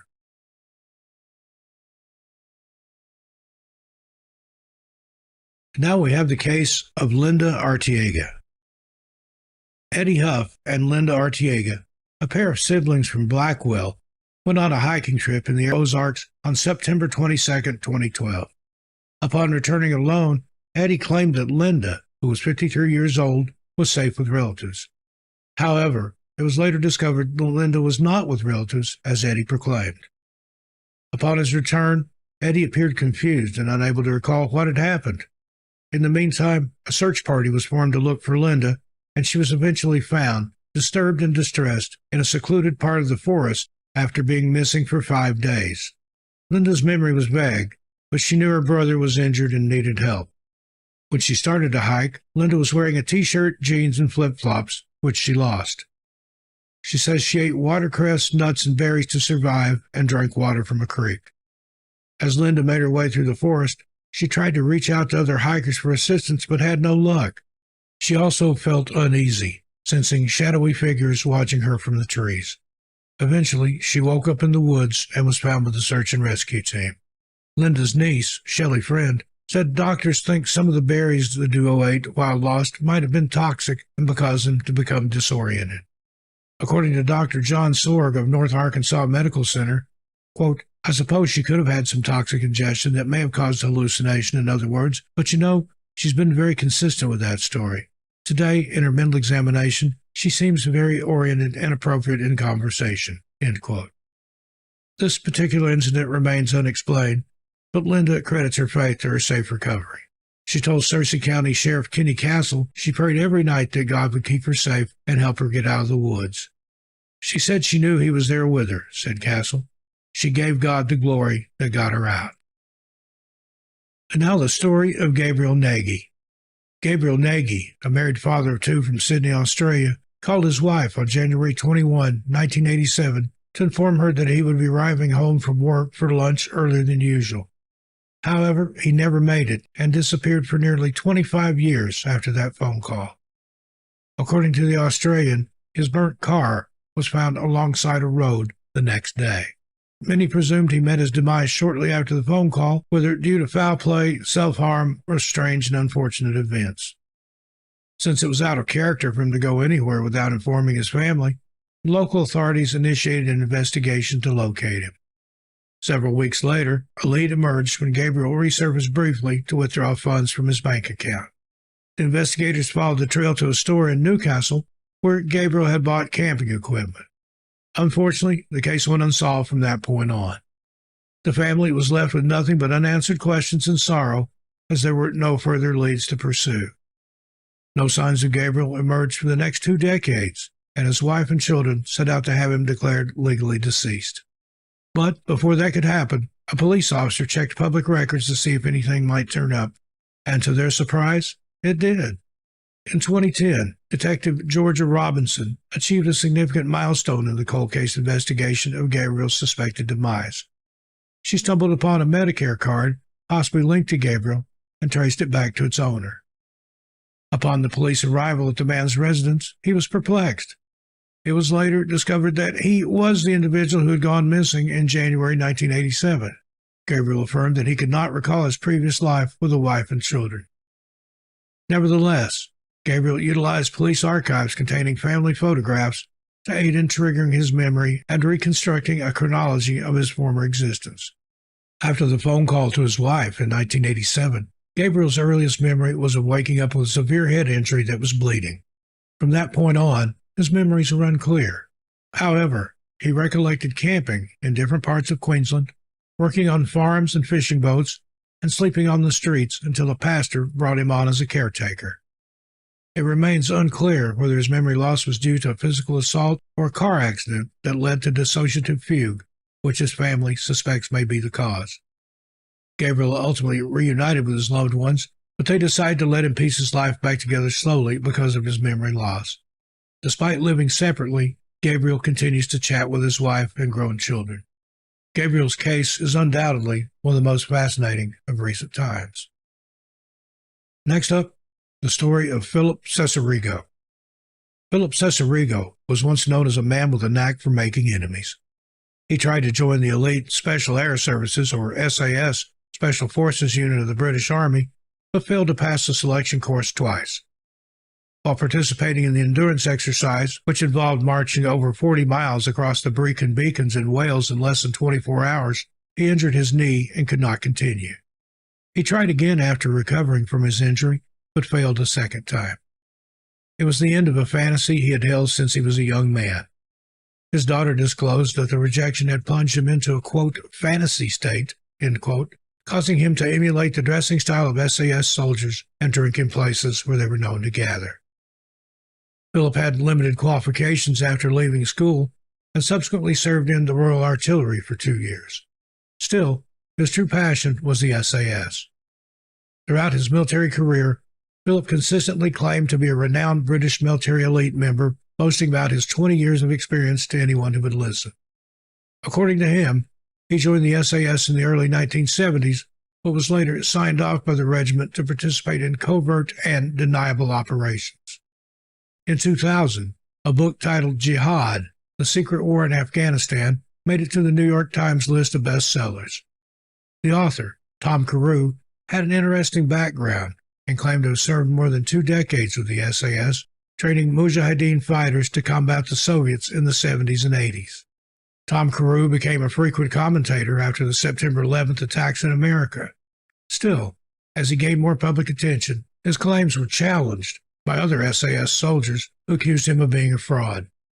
The BBC's Newsnight program investigated and discovered that Carew was actually Philip Sacergo, who had twice attempted to join the SAS. Philip faked his own death in 1991, with local papers in Hereford claiming he was killed in a bomb explosion in Croatia. However, he was later found alive and well under the assumed name Philip Stevenson. He claimed he had been given this new identity by British intelligence. However, he staged his death to avoid paying child support. Ultimately, it was his book that resulted in his downfall. Curious about his decision to go public on operational matters, military sources told the BBC that the Jihad book and Tom Carew were works of fiction. Philip moved to Antwerp and became involved in the Belgian underworld, working in nightclubs and massage parlors. In November 2008, Philip's badly decomposed body was found in a rented Antwerp garage where he had been covertly living for several months. He was 55 years old. The cause of death was suspected to be from the effects of accidental carbon monoxide poisoning. His body was subsequently cremated and its ashes buried in the graveyard of St. Martin's Church in Hereford. Philip's daughter, Claire, later said, quote, "It was obvious that my father was a downright liar. He tried to deny it on television, but the truth was he was never in the SAS and Tom Carew wasn't his real name. It destroyed me emotionally because I felt I couldn't trust anyone. From then on, I felt the only person I could rely on was me." End quote. Next up, Brenda Heis. In 2002, Brenda Heis, a resident of Lidditz, Pennsylvania, made a life-changing decision during her divorce. She vanished without a trace, abandoning her 2 children, who were 8 and 12 years old at the time. After dropping them off at school, Brenda went to a park and cried as she considered how she could support them. The children returned home from school and discovered the house was empty, with their mother nowhere in sight. Dinner was defrosting, and laundry was left half done. The children contacted their father, Lee Heis, who informed the police and filed a missing person report. Brenda's vehicle was discovered in a parking lot near a bus station in a different county 4 days later. Lee was considered a suspect in the case for several years. However, he passed a polygraph test and was eventually cleared of any involvement. A special investigation unit was established to investigate Brenda's disappearance. In 2011, Lee obtained a legal declaration of Brenda's death. In 2013, Brenda, using the assumed name Kelsey Leon Smith, realized that she had made a bitter mistake. She decided to go to the Monroe County Sheriff's Office and turned herself in on outstanding warrants. She then informed the deputies that she was a missing person. Deputies said she told them she was tired of running. Brenda claimed that 3 individuals asked her to travel to Florida with them, and she impulsively decided to leave her old life and join them. Unfortunately, this led to her getting involved with drugs, and she was homeless for 2 years. Brenda slept under bridges and survived on leftovers from nearby restaurants.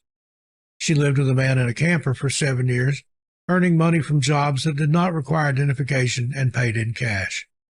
Brenda's friend and former employer nicknamed her Lovey because her boyfriend dressed like he was wealthy and reminded the friend of Thurston Howell III from the TV show Gilligan's Island. Though Brenda made it home safely, her family was upset. Lee Heis claimed that their children did not want to communicate with her. Additionally, since Lee was considered a potential suspect in earlier years, people were hesitant to allow their children to socialize with his children. Brenda was eventually imprisoned out of the Santa Rosa County Sheriff's Office for probation violations. According to Deputy Rich Alloy from the Santa Rosa County Sheriff's Department, Brenda only served 6 months of her 1-year sentence. This was due to her good behavior and participation in a work release program.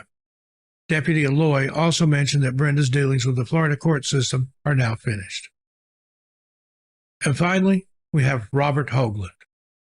In 2013, on a Sunday in late July, Robert Hoagland vanished from his home in Newtown, Connecticut.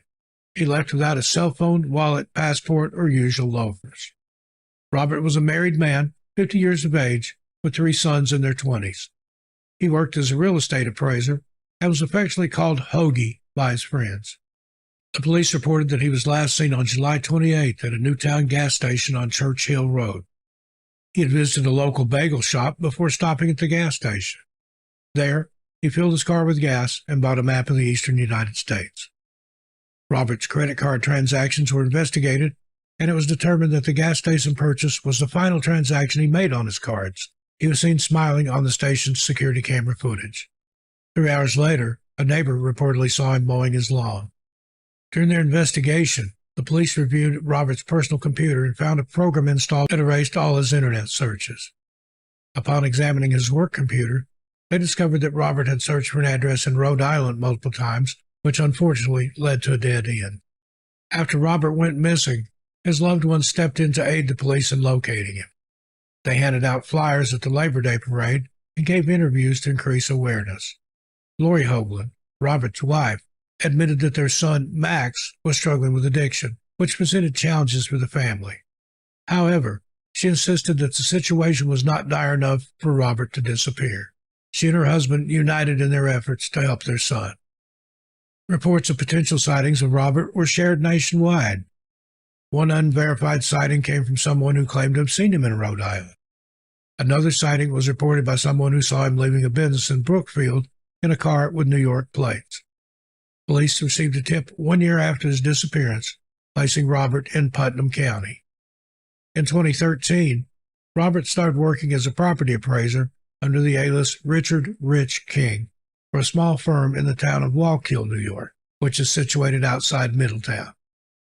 Towards the end of the year, he found a place to live on Craigslist and moved into a rental home in Rock Hill, New York. He shared the house with a man named David, a local high school music teacher and musician. According to the Albany Times-Union, David had moved out of his home after a divorce. Upon moving in, his new neighbor, who went by the name Rich, claimed to have just separated from his wife and was new to the area. David asked for identification, but Rich did not have any. Rich explained that he had left everything behind, including his ID, as he was divorced and his children were grown. He wanted to start a new life. When he moved in, Rich brought limited belongings, including clothing, accessories, and a small bed. To transport these items, he used a vehicle provided by his employer. As David's lease agreement prohibited him from subletting to anyone, Rich was not required to undergo a background check and was not added to the lease. The landlord remained unaware of Rich's presence until after both parties had vacated the premises. Rich paid his portion of the rent and utilities in cash, and later on, David included him in his cell phone plan. Even though David purchased his own house in 2020, he and the man he knew as Rich continued living together. They regularly exchanged Christmas gifts and had a weekly routine of having dinner together on Sundays, which Rich typically prepared, while watching sports, especially football. Rich shared a few details about his previous life in Connecticut, including that one of his children was struggling with drug addiction. Aside from his job, Rich volunteered at a soup kitchen in Monticello, where he frequently cooked on Thanksgiving and Christmas Eve. The head cook recalled him as someone comfortable in the kitchen. On December 4, David returned home after a weekend performing with his band in New York City. He saw the car Rich drove still in the driveway that evening. He reviewed security camera footage that showed Rich had been holding his back as he entered the house on December 3rd. David grew concerned after Rich didn't leave his room to make Sunday dinner or to go to work the following day. At David's request, a friend stopped by the house during the day to check, but no one answered the door. Texts he sent to his roommate were not answered. Finally, after work, he entered Rich's room and found him unresponsive and not breathing. David attempted CPR, but to no avail. Police who responded to David's 911 calls had difficulty ascertaining the dead man's identity since he had nothing with Richard King on it. They did find letters addressed to Robert Hoagland. Sullivan County officials worked in conjunction with Newtown Police to confirm that identity.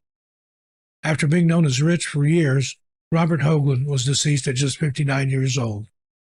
In an interview, David said, quote, "I just want people to know there was nothing strange about his life, other than the fact that he was able to disappear for 9 years." End quote.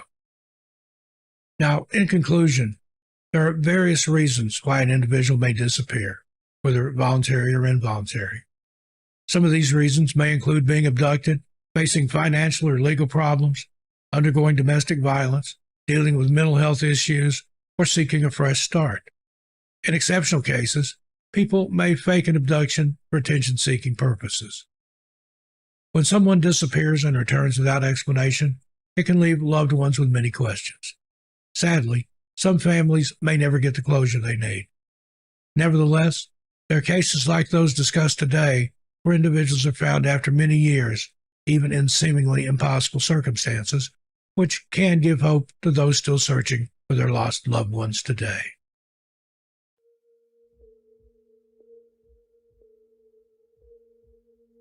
Hello, friends. There's something so interesting, albeit a bit macabre, about our fascination these days with death and murder. We see it all over television and the internet, and who in this community hasn't sat for hours and watched shows about serial killers who've never been caught, and movies made about unsolved disappearances and whatnot? Seems like a bad train wreck where we know we shouldn't look, but we can't help but do it anyway. On this channel, we try to respectfully cover as many of those strange and mysterious missing person cases and murders as we can, and we try to do it in depth. Sometimes, though, there just isn't enough information for us to go fully in depth or as deep into the case as we would like to, but we still feel these people and their situations and stories should be talked about and discussed as well, lest they be forgotten. Sometimes it's not a person at all, but an entity which has some strange or bizarre mystery lurking around it, where we just can't let go and need to know more.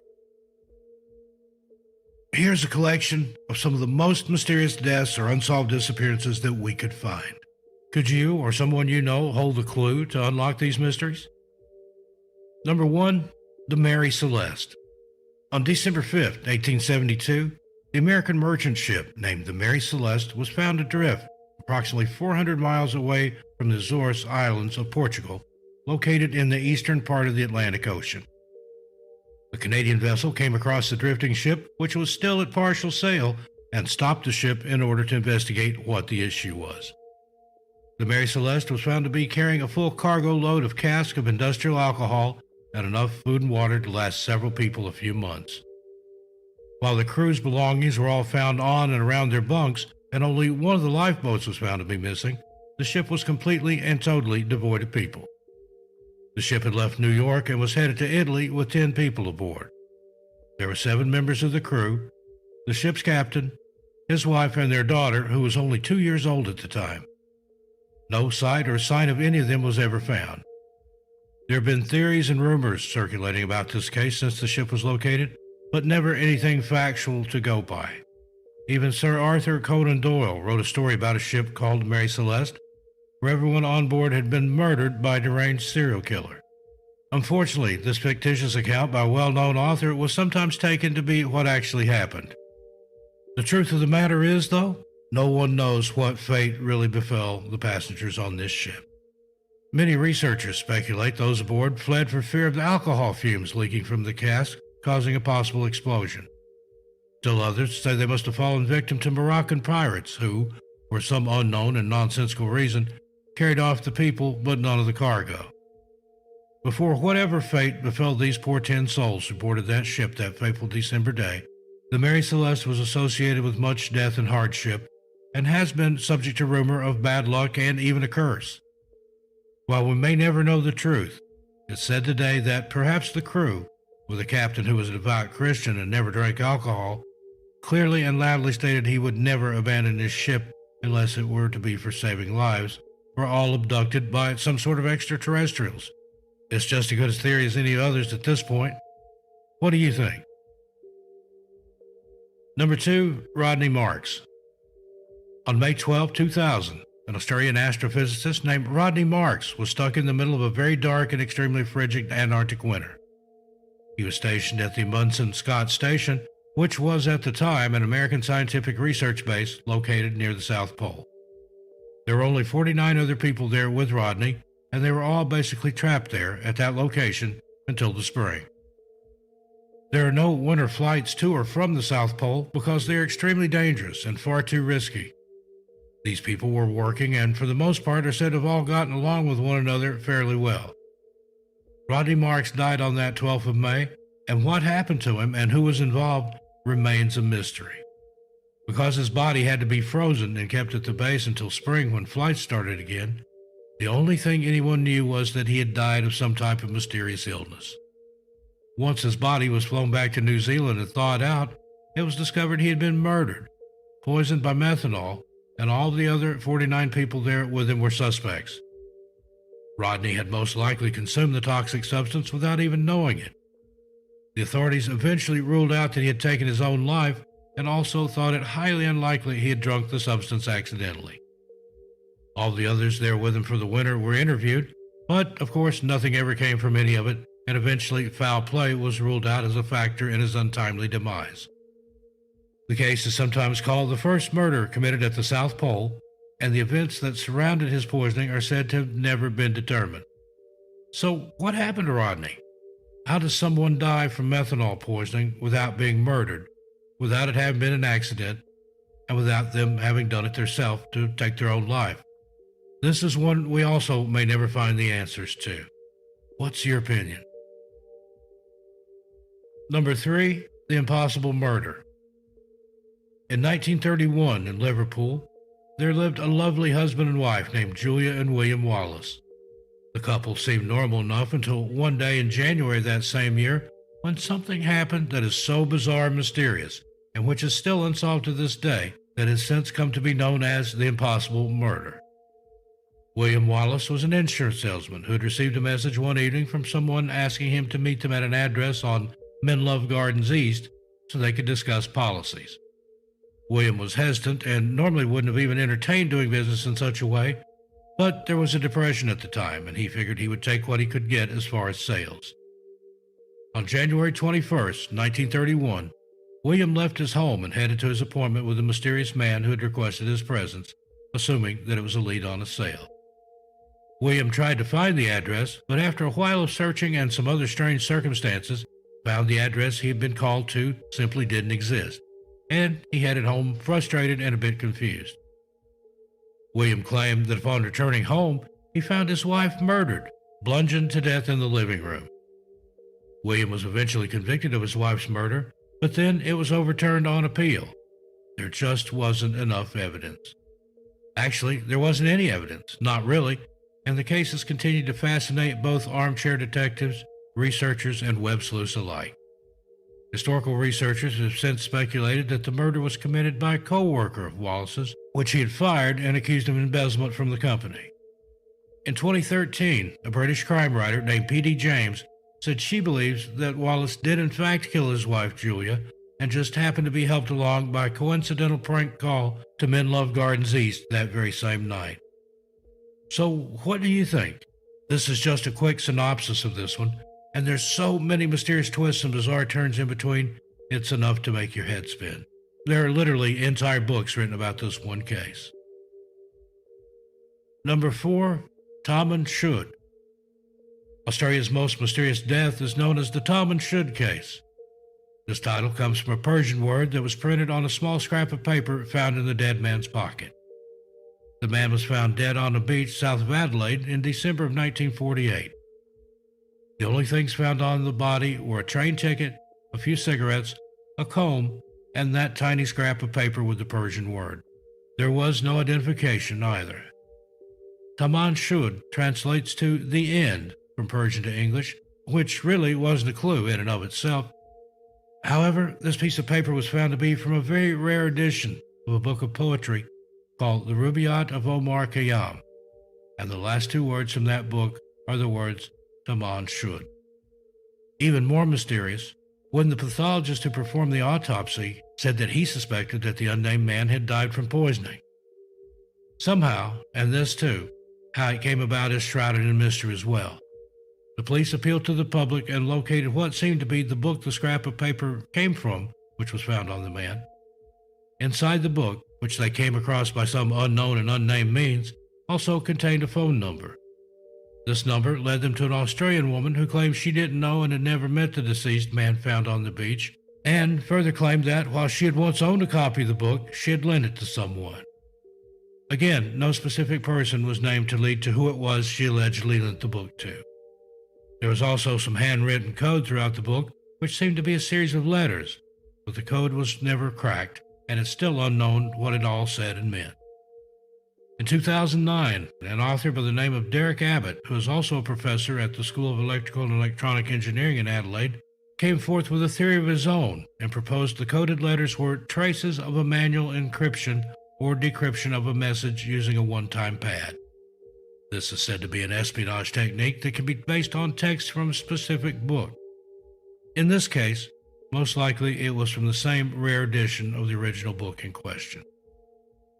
Some people believe this gives weight to the theory that there was some sort of spy ring operating in Australia at the time, and that the Taman Shud case had something to do with that. This is another case where there are just no answers at all, and the full story is one like you'll never find again or have heard before. Who was this mysterious man? What connection did he have, if any, to the equally mysterious woman? Was he murdered, or did he take his own life? What in the world did all this have to do with that rare edition of the Book of Poetry? Sometimes cases come along where there just are no definitive answers. Usually, we can live with that because when we follow the facts and evidence, it leads to some sort of reasonable conclusion. Then there are cases like the ones above, where there are not only any rational answers or any factual evidence, there are also no reasonable conclusions that can be drawn, and we are all left frustrated and scratching our heads until we move on to the next one.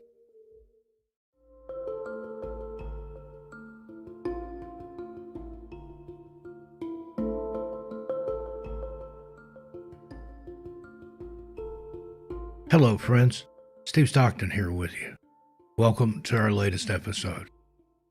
In this video, we delve into the enigmatic world of strange wilderness disappearances, cases that defy explanation and challenge our understanding of the great outdoors. From uncharted forests to remote mountain ranges, these mysterious vanishings have left investigators baffled and communities haunted by the unanswered questions that linger. Join me. Let's walk and see. First up, Barbara Bolick. 55-year-old Barbara Bolick and her husband's cousin, Donna Biles, and Donna's boyfriend, Jim Ramaker, planned to hike Barbara's favorite trail on July 18, 2007. The Bear Creek Overlook Trail is about a 15-minute drive from her home and is a 4.5-mile out-and-back trail near Victor, Montana. This trail is rated moderately complex and is frequented by hikers. It offers a breathtaking view of Bear Creek and the surrounding mountains and boasts stunning wildflowers. Donna woke up feeling unwell on the morning of the hike and decided not to join. However, Barbara and Jim still wanted to go, so around 8:30 or 9 a.m., Barbara informed her husband Carl that she and Jim were going to the Overlook and would return later for lunch. Carl then spent the morning working on a carpentry project. Donna grew concerned around noon when she realized that Barbara and Jim had not returned from the hike.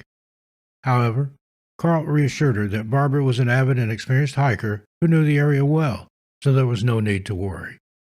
He was confident that they would return soon. Additionally, Carl informed Donna that Barbara was always cautious and that she brought a backpack with her containing food, water, and a firearm for protection against predators. Around 2 p.m., Carl received a phone call. It was a Forest Service law enforcement officer. She asked me if my wife's name was Barbara, and I instantly thought something terrible had happened, Carl said.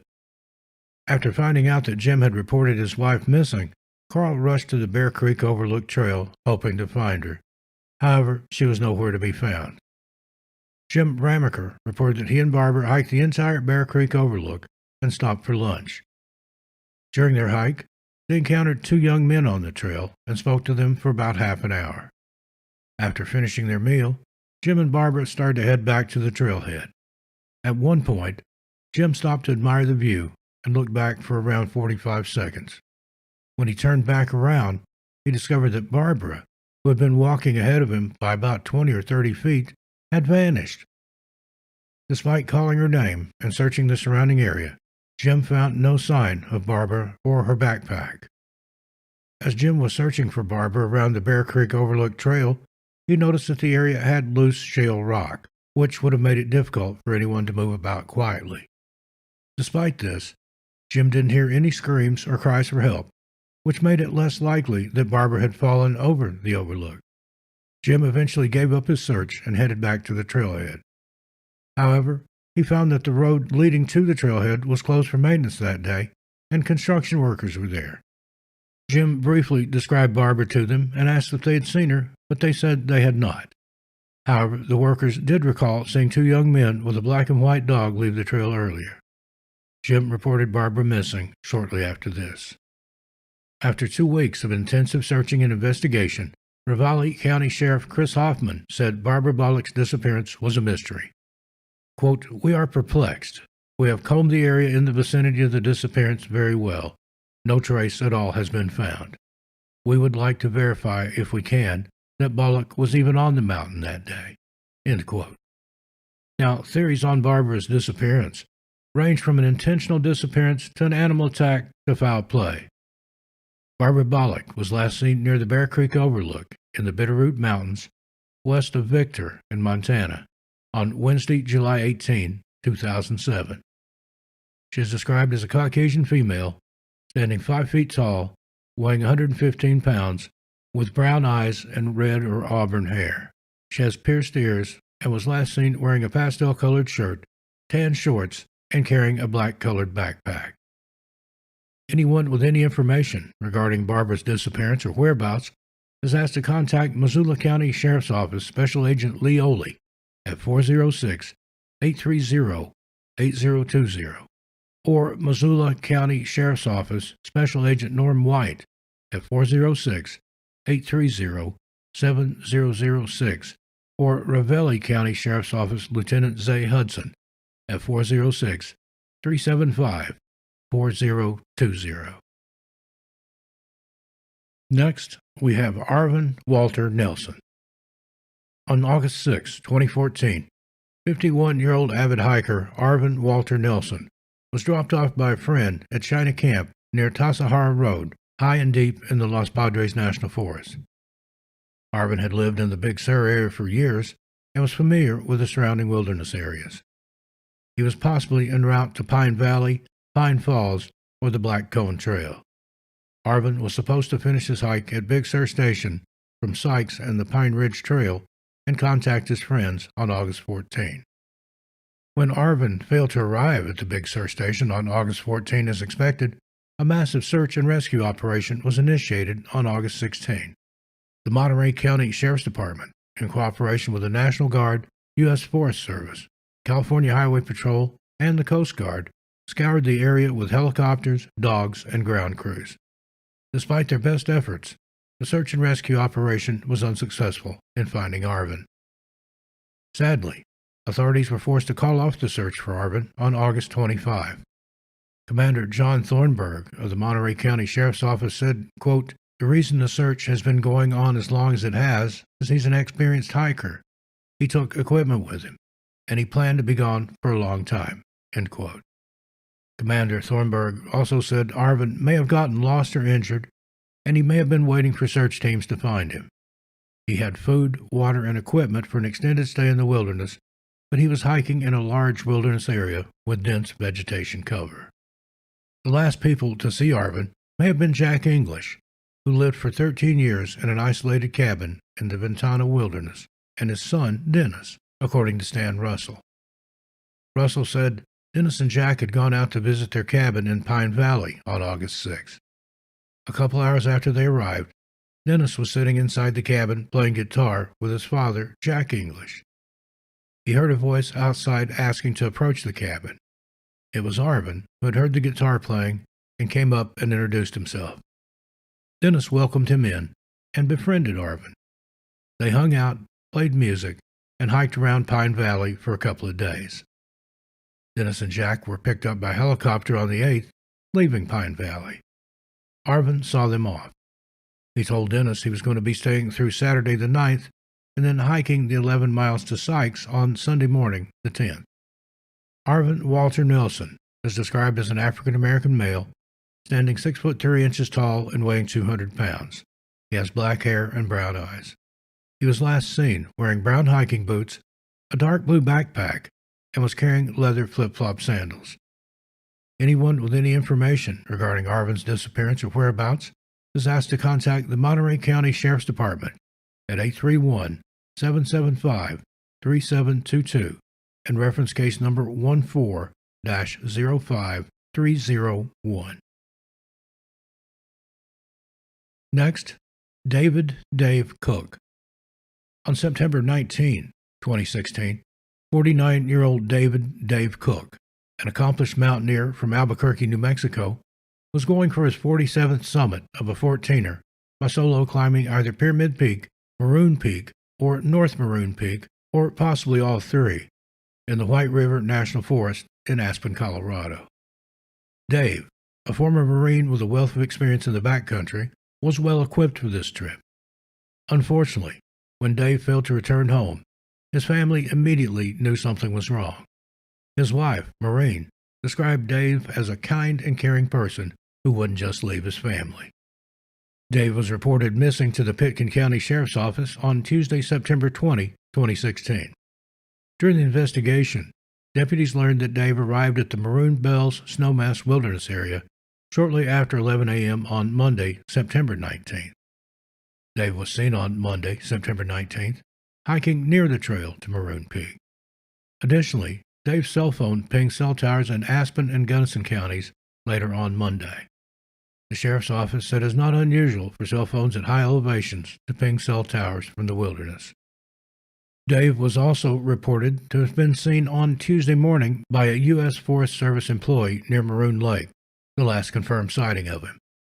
This sighting and other details directed search teams to focus their effort in the Maroon Bells Snowmass Wilderness area.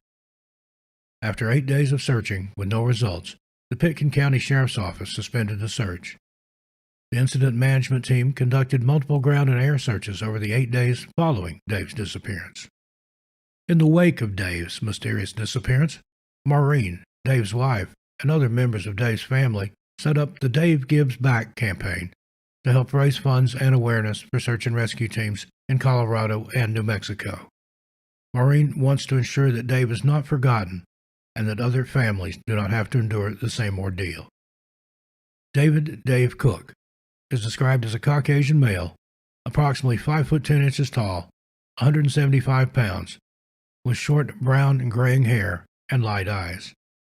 He was last seen wearing an earth tone colored shirt, a blue jacket, a black backpack, and khaki pants. Cook was reportedly carrying a blue climbing helmet and is described by his friends and family as friendly and outgoing. The Pitkin County Sheriff's Office requests anyone with any information regarding Dave's disappearance or current whereabouts to please contact them at 970-920-5300. Next, we have Delmer Sample. Delmer Sample, a 53-year-old pharmacist, was a well-known and respected community member in Onalaska, Washington. He was an avid outdoorsman and was always in good shape. He loved spending his weekends in the wilderness, but always remembered to keep in touch with his family and co-workers. Delmer was also known to make last-minute changes to his plans, but he always informed those who needed to know. Therefore, it was highly unusual when he went missing and didn't show up for work. His family and friends knew that something was wrong and began to worry. On the weekend of March 4, 2005, Delmer planned a restful trip to the woods. According to witnesses, he was seen at a gas station around 11 a.m. on March 4 at the intersection of Interstate 5 and Harrison in Centralia, Washington. It is believed that Delmer then continued his journey to Tillamook, Oregon. However, 3 days passed without any contact from Delmer, and when he failed to show up for work, his employer reported him missing. A press release by The Chronicle reported that an employee at the Chehalis Walmart failed to show up for work. The Lewis County Sheriff's Office was notified of the situation. The article also mentions that the employee, Delmer, had never taken an unexcused absence in the 15 years he had worked at Walmart. As a result, the Lewis County Sheriff's Office launched an investigation and initiated a search for Delmer. Delmer's friends were interviewed extensively, and this is where the police would obtain their first clue. Delmer told his friends that he planned to travel to Tillamook, Oregon, over the weekend of March 4, 2005, to visit the Tillamook Cheese Factory. Tillamook is around 158 miles from Onalaska and would have taken almost 3 hours to drive there. With this new lead, investigators focused their efforts on Tillamook and the roads that Delmer would have taken to get there. During the early stages of the investigation, officers received an important tip. According to records, Delmer's red and white 1992 Ford Ranger pickup truck had been inspected by a park ranger in the Olympic National Park close to Lake Quinault. The ranger had taken note of the vehicle as it had been parked there for quite some time. Only after Delmer's disappearance was reported through the National Missing Persons database could the ranger and investigators connect the dots.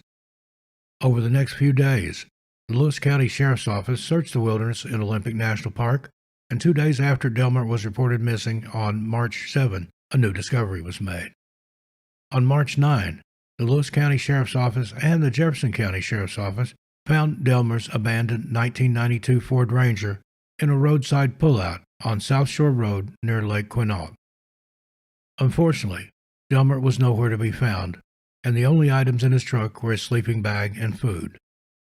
The Lewis County Sheriff's Office was joined by the Jefferson County Sheriff's Office, as well as search and rescue teams from Jefferson, Kitsap, Grays Harbor, and Clallam counties. After discovering his truck, investigators continued searching in Olympic National Park. However, despite their best efforts, no sign of Delmer has ever been found. Now, some speculate that Delmer may be a victim of the infamous Israel Keys. Reddit user u/sleuthing commented on a thread, quote, "I knew Del. He went to my church in Chehalis and worked as a pharmacist at our local Walmart. He said he was going to the Tillamook factory in Oregon, yet his truck was found north near Lake Quinault. They found a Diet Mountain Dew bottle beside it. Israel Keys was known to be an avid Diet Mountain Dew drinker, but Del didn't think synthetic drinks were healthy and didn't drink any soda. Keys also lived in Nia Bay at the time, frequently camped near Lake Quinault, and he can't be accounted for in the days leading up to Del going missing." End quote. Since Delmer disappeared in 2005, little progress has been made in his case, but his loved ones remain hopeful. Delmer Yan Sample is described as a Caucasian male, standing 5 foot 8 inches tall, weighing 180 pounds, with graying brown hair and hazel or blue eyes. Delmer had a beard and mustache at the time of his disappearance. He has a scar on his big toe and a healed fracture on his left arm. Anyone with any information regarding Delmer's disappearance or whereabouts is asked to contact the Lewis County Sheriff's Office at 306-748-9286 and reference case 05C2774. Next, we have the case of Patricia Sue Patty Tolhurst. Patricia Patty Tolhurst, a 48-year-old woman who owned Patty's Shack restaurant in East Sonora, California, was known for her kind and loving nature. Unfortunately, she faced financial hardships which took a toll on her both physically and mentally. On April 18, 2014, Patty was last seen in Twain Harte, California. However, she was in contact with her friends after that.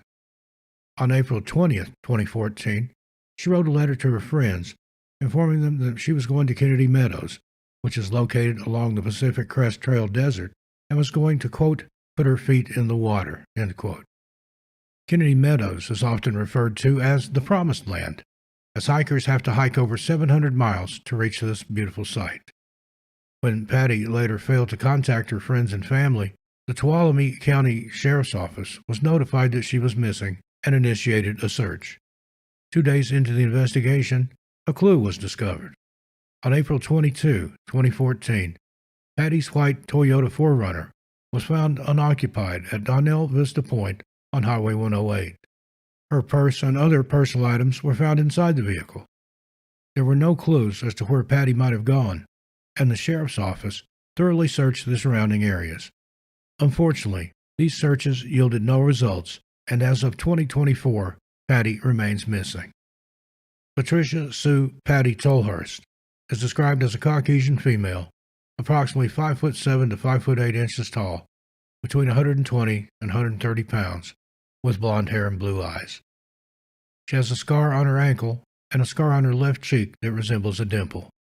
Patty was last seen wearing a black pullover top, blue jeans, a brown leather necklace with a charm, and a California State University at Stanislaus 2006 class ring. Anyone with any information regarding Patty's disappearance or current whereabouts is asked to contact the Tuolumne County Sheriff's Office at 209-533-5855 and reference case number C14-1184. And now the case of Paul Colucci. 60-year-old Paul Colucci was last seen on September 8, 2021, at the Roaring Brook Campground in Baxter State Park, Maine.